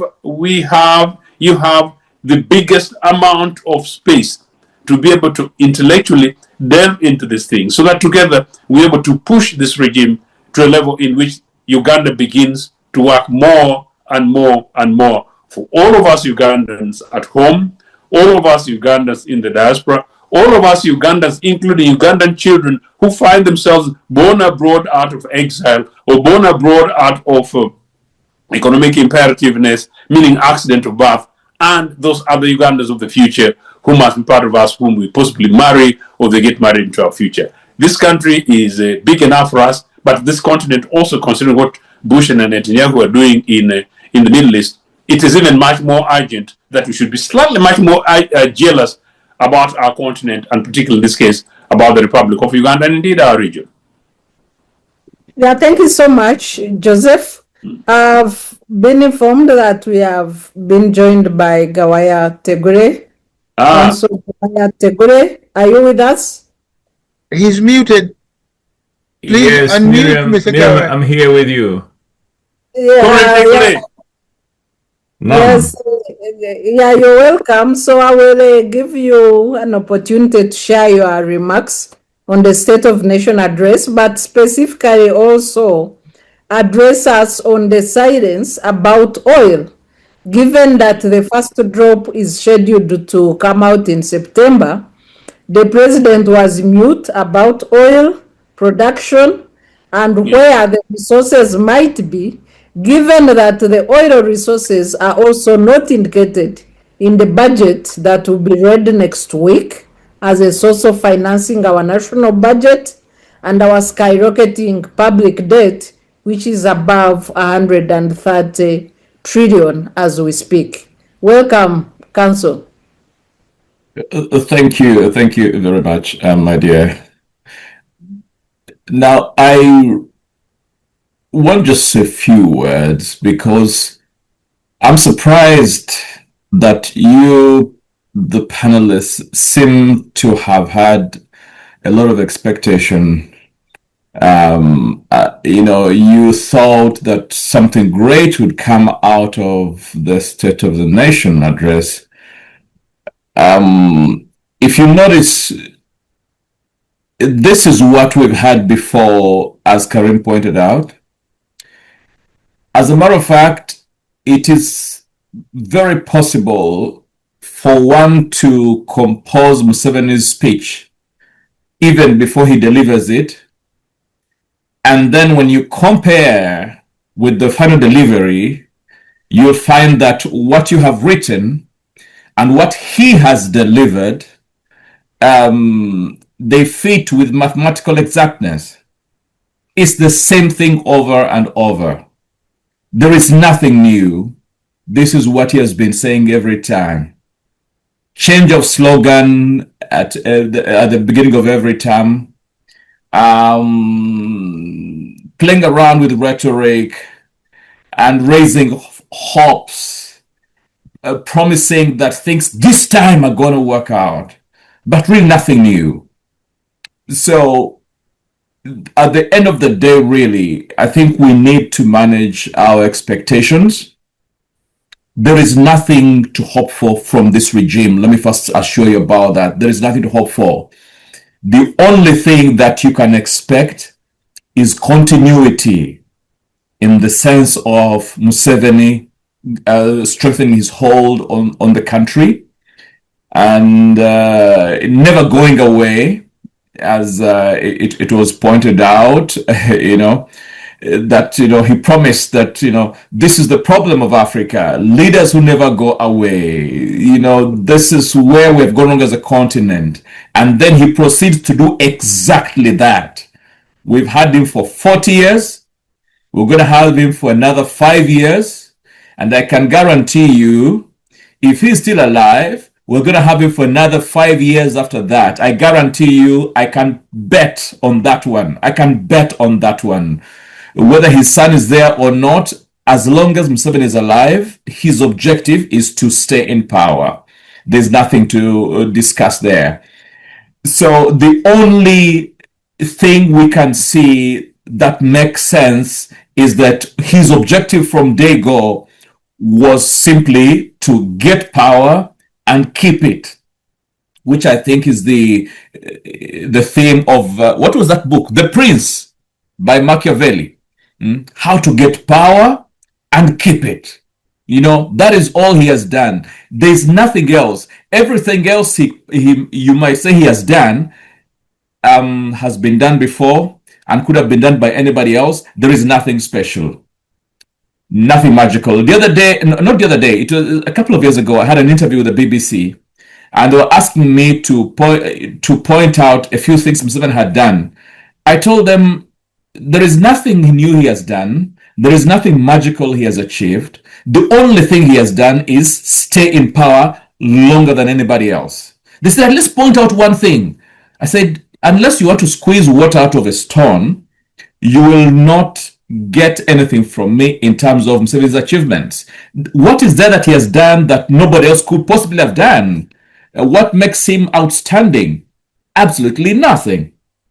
Now, turning to your issue about the oil, Sarah, the oil issue is sticky.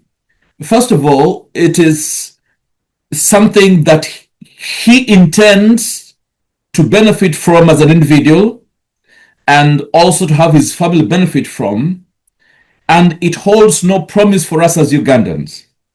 There is no intent, default or design for Ugandans to benefit from this program.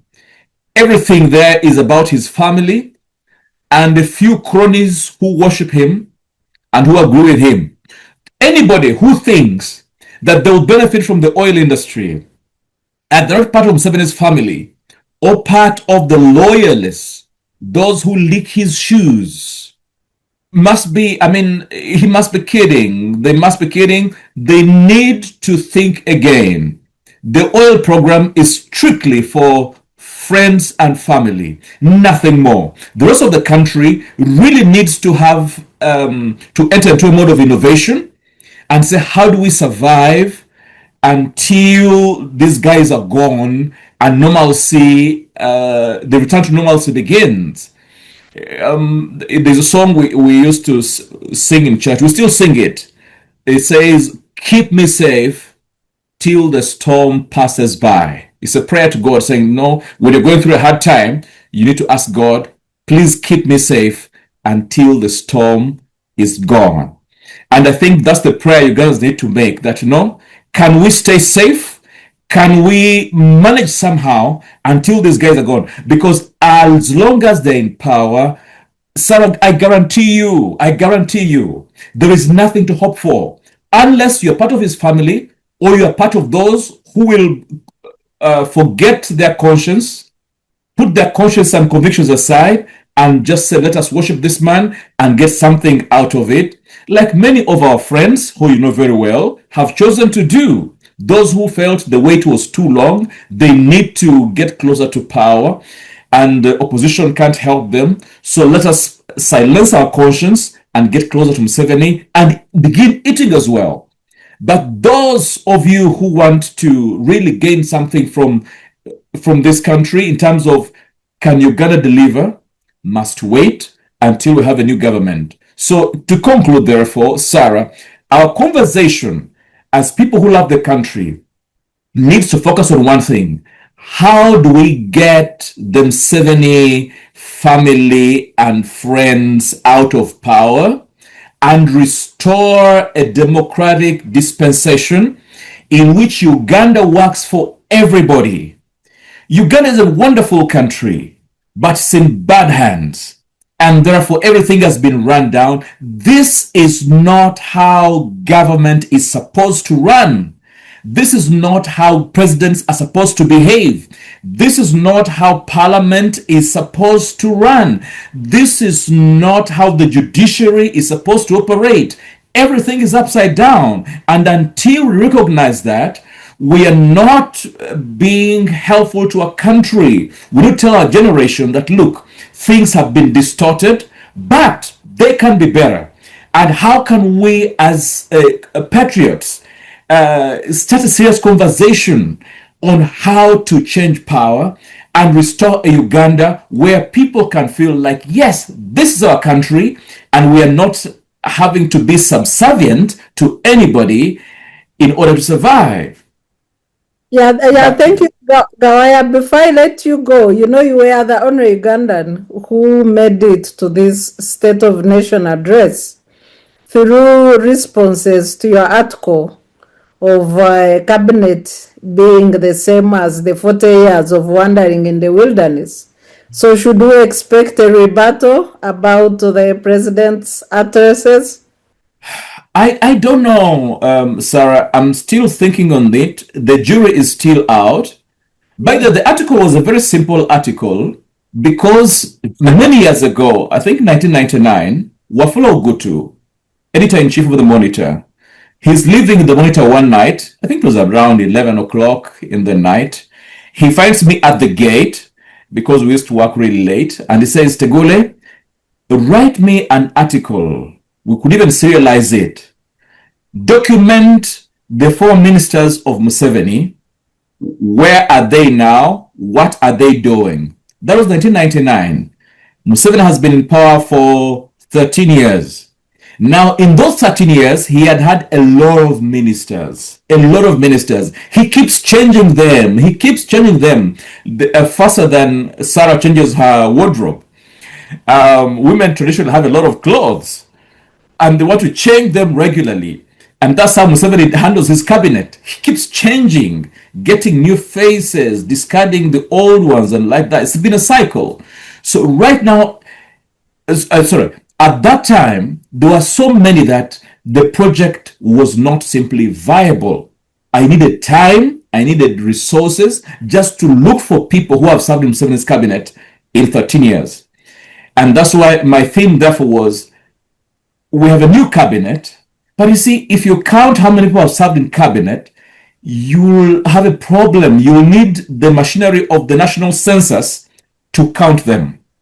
So the constant in cabinet has been only one person, Museveni. The rest have been changed over and over. So as long as you keep changing the ministers, but you keep the same president, the same center of gravity, everything will gravitate towards that weak point in the chain. And so with a new cabinet in this year, we should expect nothing new. We were just like the children of Israel who went around and round in the wilderness for 40 years, which is the same period we have been under the Museveni government. It was really that simple as an article. But I think, and I'm glad it struck a chord in his heart, because, and I hope it will strike Ugandans, that really we've been going around in circles, same speeches, same slogans, nothing new. And we're where we were. Actually, we have moved backwards. And I can tell you, Sarah, we are still going to go backwards until we wake up and stop being foolish. Wow, thank you so much, Tegulle, for those remarks. Miriam, are you with us? And if you are, I want you to share your concluding remarks together with your analysis on the absence of talk about the environment, absence of mention of the NEMA demolitions going on in town, and absence of talk of any climate smart options that will be that, that will be employed in this. Ambassador, can you mute? We are hearing your background conversation.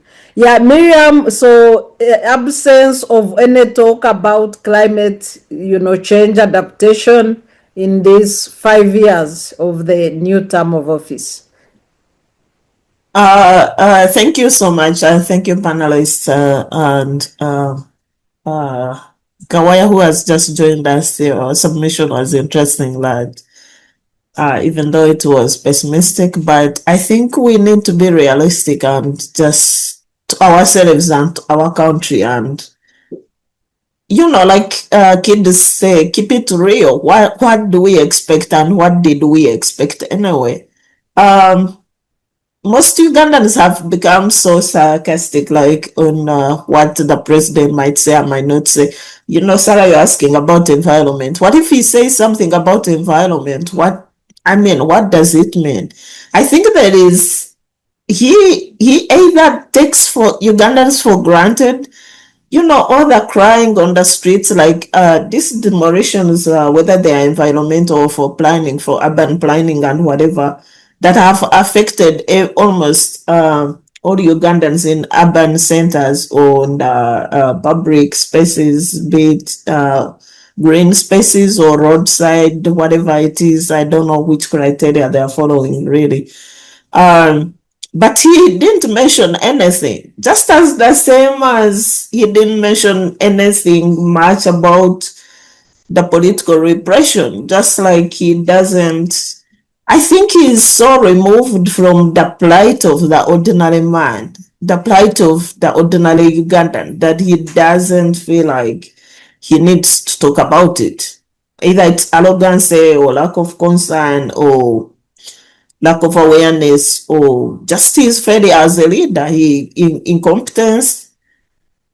But I didn't expect him to really do any better. It's been 40 years and the State of Nation would have been an accountability statement. But even the results, as you feel them, they are also accountability. They are also an assessment. So you as an individual, where you are standing, what do you feel about his leadership? What are your expectations? You don't even need the president to put it in on paper and pen and just show you, oh, these are my achievements, these are my failures. You know what's going on. You have graduates who can't get jobs, however much they study, whether they do science or whatever. All the hype is theory, the practice is different, the actions are different. And like Tegulle said, it's even the oil that is being talked about, that has been talked about for the last 20 years. He is interested in about his people's benefit, his small group of people who always benefit from the regime. As long as they are okay, I think he assumes everyone is okay. And for us as Ugandans, we also have to think about what are our expectations as citizens, as taxpayers. What do we expect to see? And how can we achieve that? As far as the environmental talk and about climate change and all, I think Uganda really, even if they just ratify like international protocols and follow what everybody's doing about environment, I think as a country, I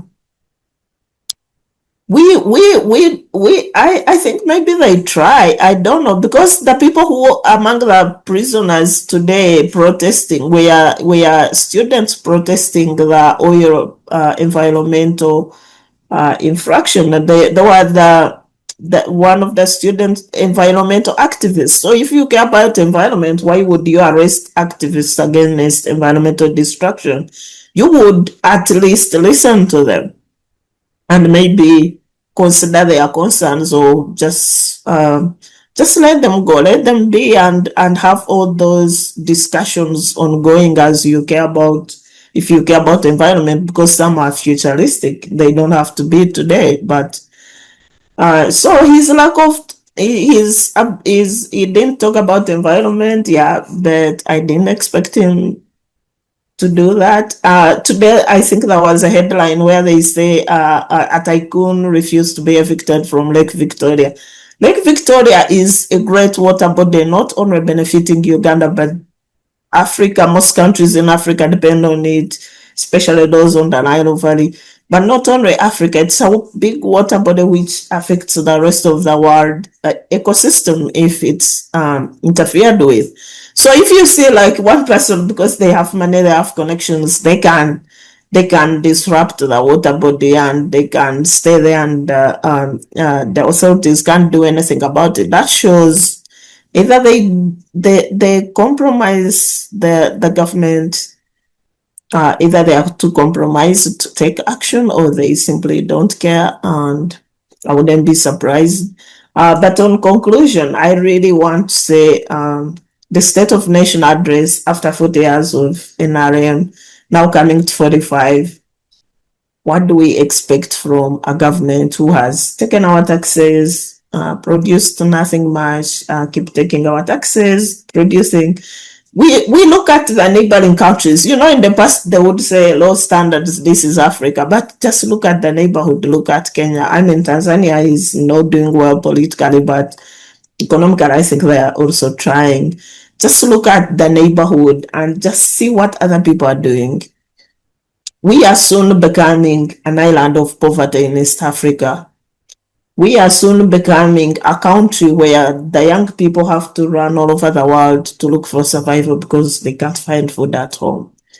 And I think that's not the future we envisage. We are becoming a dictatorial colony in the world. Like we are there.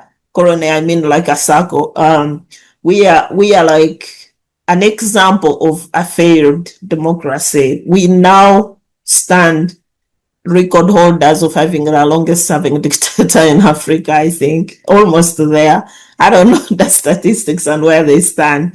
And President Museveni is becoming one of those old serving, tired leaders. I mean, we used to hear about the Kamuhanda, the Mugares, the Gaddafis, the Bashir. And the history has shown us that it doesn't end well. So I don't see why we think ours is gonna end any different, and what can we do about it? Thank you. Yeah, thank you so much, Miriam. Francis, I want you to connect dots for us between the rhetoric and tangible solutions, especially focusing on livelihood concerns of unemployment, service delivery gaps, fuel prices, and Ebola outbreak. There was no single mention of Ebola outbreak, even when we see international controversy counting DRC Ebola cases as Uganda, and people thinking that Uganda is claiming DRC Ebola for money and corruption deals. Francis, are you still with us? Yes. Thank you, Sarah, and the other fellow panelists. Like how Cassery said during the Versailles Peace Treaty of 1919 that it is a huge sounding nothing. In most cases, it has been repetitive, like as we have also agreed that the type of nation address in Uganda, sometimes it is a huge sounding nothing that will keep coming. But should we leave it to pass? The answer is no, because if you are to understand your enemy and how to defeat them, you should keep them closer to know what kind of cards they are playing. Yes, and as you've said, part of it, like if you are, because for the president is always comes to lecture history. And if you see, he spent most of a good time talking about history and so on. And yet, their current issues that are putting the country at stake, like for example, Ebola. But of course, maybe it was deliberate for him not to mention about it, because it is always politicization and commercialization of diseases in Uganda. Like for example, you remember COVID-19, it was used to stifle political activities and civic space. Now, for Ebola, they are using it for political gains, and you know how many people benefited and grew rich and so on because of COVID-19. Even this one, they jump on it and so on. I have had some debate, but we do have other countries that share a border with Congo. It's not like the same situation. Rwanda, are they making noise like as how it is in Uganda? What about Sudan and other different countries? But because of that, because again, it rotates back on the legacy of NRM, corruption, embezzlement, and patronage. You will find again the people who will benefit from that lane of Ebola, again, they will be those in the patronage circle, which is so unfortunate. Like as we have, I have always said that if the nation of address would make more meaning to us as Ugandans, it would focus on, like as I said, what has been done, and we are building on that, and what is the current situation. Like the economy, is it indeed working for everyone? No. Look at the unemployment rates among the young people that he claims are Bazukuru. For me, whenever we would go to our grandparents, they would be having something for us. But instead, it is this the so-called grandfather, who is taking from the grandchildren, stealing their future, and so on. So what kind of grandfather is this? And I really doubt very much. That's why whenever he's even telling people that he's Sabarwani, I don't know, he gives himself so many. But for me, I look at him as Saba Limba, Saba Fere, and so on. That is the lens at which I look. He should add those titles onto himself, by the way. So I find it indeed not forthcoming for him to keep coming and then telling us what we already know that it will not work out. We would be fighting corruption in its entirety, because we know that corruption has been a big problem in as far as stifling the development of Uganda is concerned. Maybe we needed to have accountability about that, but we see even when they claim to fight it, it is selective. And to me, I see that it affects all other different sectors. Take it to education, take it to even what he was talking about, agriculture, and so on. So that becomes a big problem. And that's why you see, Sarah, that there is a lot of patronage in as far as even natural resources of our country is concerned.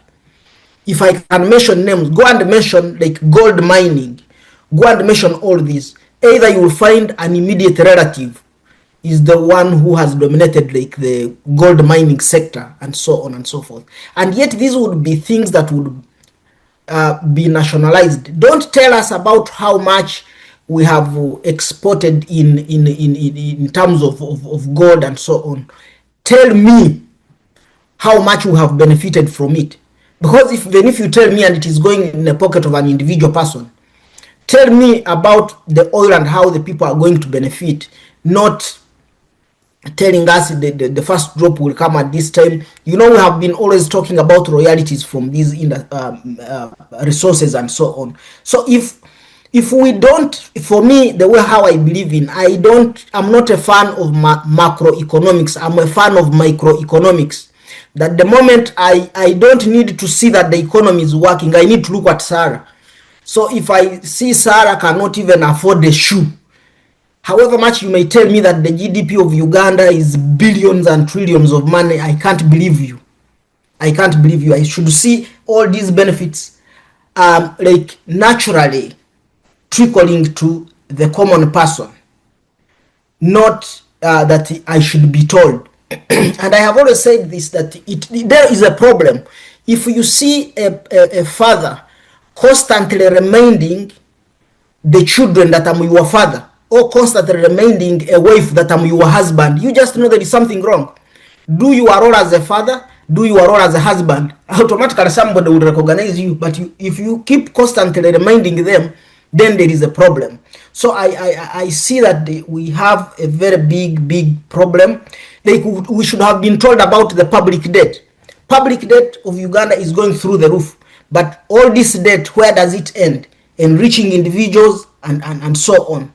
Then as young people, they would be thinking more of regional integration, because we are going global. How can they benefit from even regional integration and other different opportunities? That's where a forward-thinking state of nation address or country would be focusing and ensuring that we are part and parcel of the global village, than being concentrated in things that don't reflect the trends of the global community.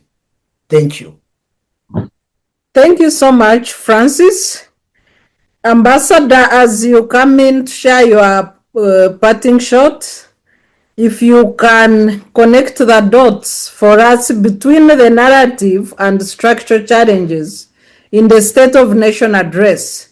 The figures for wealth creation and transformation always sound rosy, but they are in complete contrast with the lived realities of majority Ugandans. So where is the problem? Yeah, I see as if his chair is empty. Can we have Kharim? Ambassador, are you able to come on? I was going to say that as you share your concluding remarks. Sorry, Ed. It's well.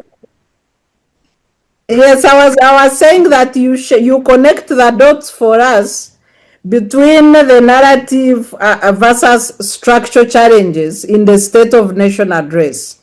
Gross figures on economic transformation, but the lived realities of Ugandans. I'm so sorry, Sarah. I'm very sorry. I have a practical problem at home. I'm really sorry.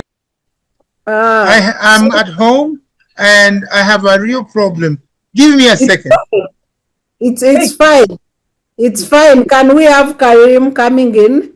And Kharim, as you come in, you can also share your comments on the fragility of freedom, given how the NUP membership is treated.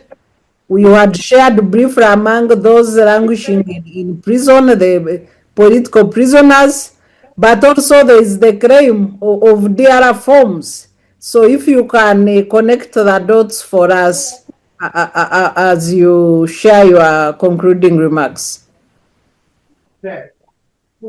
Thank you so much. One of the challenges we are going to face going in these 5 years is the issue of transparency, especially when it comes to our electoral processes. So if up to now we don't really know how Museveni pulled this off, how he thinks he emerged the winner. We don't have real numbers on how these elections were fully conducted. It is really unfortunate and painful that we live in a so-called democratic dispensation when we don't know how this democracy is fully practiced, or the levers of democracy, such as the electoral commission, we don't know how they fully operate. It is going to be a hard one going forward.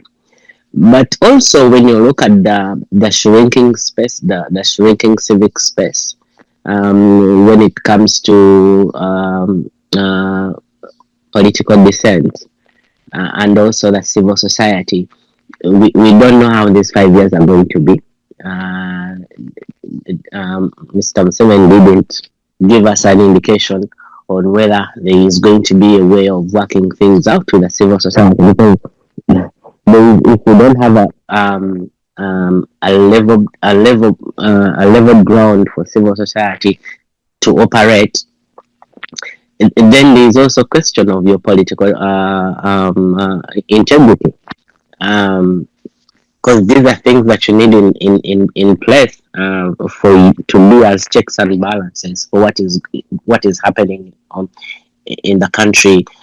We need civil society for purposes of educating the masses on what's going on the ground. And when you look at the past 25 years, the civil society has been really, really helpful in extending services further than what the government has been doing. So, Come. looking at these 5 years, it is going to be very very hard for people in the opposition. We still have thousands of young people relinquishing in jail. Others we have actually, I wouldn't say forgotten, but the regime has decided that they will not tell us where their whereabouts are for the past 6 years. About 18 people have been missing, and these people have families and children and loved ones that have been looking for them for all those years. So I'm afraid that this trend is going to continue because it doesn't look like Mr. Museveni gives priority. It doesn't look like Museveni gives, priority to the lives of people who are in dissent to what his political ideology is. So it is a sad day. I don't expect much to change, but my call is going to be for all of us political actors and the civil society to put all hands on deck, to sound the alarm, to keep mentioning talking about the injustices that are going on in this regime, to hold them to the account, to make sure that where we can get redress, we get it. So to the diaspora, let us continue doing what we do best, mobilizing, organizing, and advocating for Ugandans back home. Those who are good at doing protests, we should be on the picket line and talk about these issues. Those who are good at advocacy, keep doing that work. Those who are organizing different events, please engage in those events. And actually, we as National Unity Platform, we shall be having our annual conference in California in August, starting from the 13th to the 17th. So whoever is in the diaspora and is interested, please register. I know the prices are going high for transport because it's World Cup season. So those of you who haven't yet secured your tickets to California, please do go ahead and arrange for you to be there with us. We expect some good speakers coming to join us, and we expect to see everyone who can make it there to be part of that engagement. Thank you so much. Well, thank you so much, our great panelists. I don't know whether Ambassador is back with us and he can share his parting shot. Sorry, Doc. Sorry, I happened to be at home and circumstances made it impossible for me to continue smoothly. Can you hear me? Yes, we can. Yes, I'm so sorry. Now, all I can say as a parting shot is that the Ugandan diaspora feels and breathes like all our compatriots inside the country. And about this state of the nation statement, it leaves a lot that needed to be said. And apart from being an assessment of what has happened, this is where the complaints we raise about what we see to be wrong and has been wrong for the last 40 years needed to have been addressed and a solution flagged. And there hasn't been that. There was information about the past and the unsustainable happenings, things that were promised 10, 15 years ago that haven't happened. Infrastructure, medical services, better educational facilities, and now the bloating of the institutions that were manageable traditionally. Local administration has been blown out of proportion. The National Assembly has been blown out of proportion. The size of the cabinet of a country is so big, there are no resources for that kind of thing. And we, at the State of the Nation delivery speech, we would have expected those things to be touched on, and indeed, the democratic deficiency. You cannot say that it's normal that a leader of opposition has been in prison for nearly 2 years. You can't say that soon after the elections, the leader of the opposition of the biggest party is out in exile, and nothing is said about that, and you say the state of the nation has been delivered. So there are many big question marks, and my parting shot is the leader of this, the head of state needs to do things he has not done, because Ugandans expect things to be done. Get the situation of a compatriot, your former comrade, Dr. Besigye. If there is no logical, legal grounds for keeping him away from his people, his family, with a degenerating life, health, and age does not forgive people. So that is an outstanding issue. Democracy, the constitutional conduct of state affairs. There is a big deficient system of the rule of law. Those are the things the state of the nation have left out. And we trust these pieces of advice from this Ugandans from exile, from abroad, the diaspora, will be useful to those that are running the state. We thank you. Thank you so much, and thank you, our great panel for today. We have had time, more than 2 hours, to share our insights on the controversy surrounding dual citizenship in cabinet, designated ministers, as well as analysis of the State of the Nation address. That's it from the diaspora team and on Civic Space TV, and thank you so much for joining in, and those who will be tuning in to view this show. Thank you.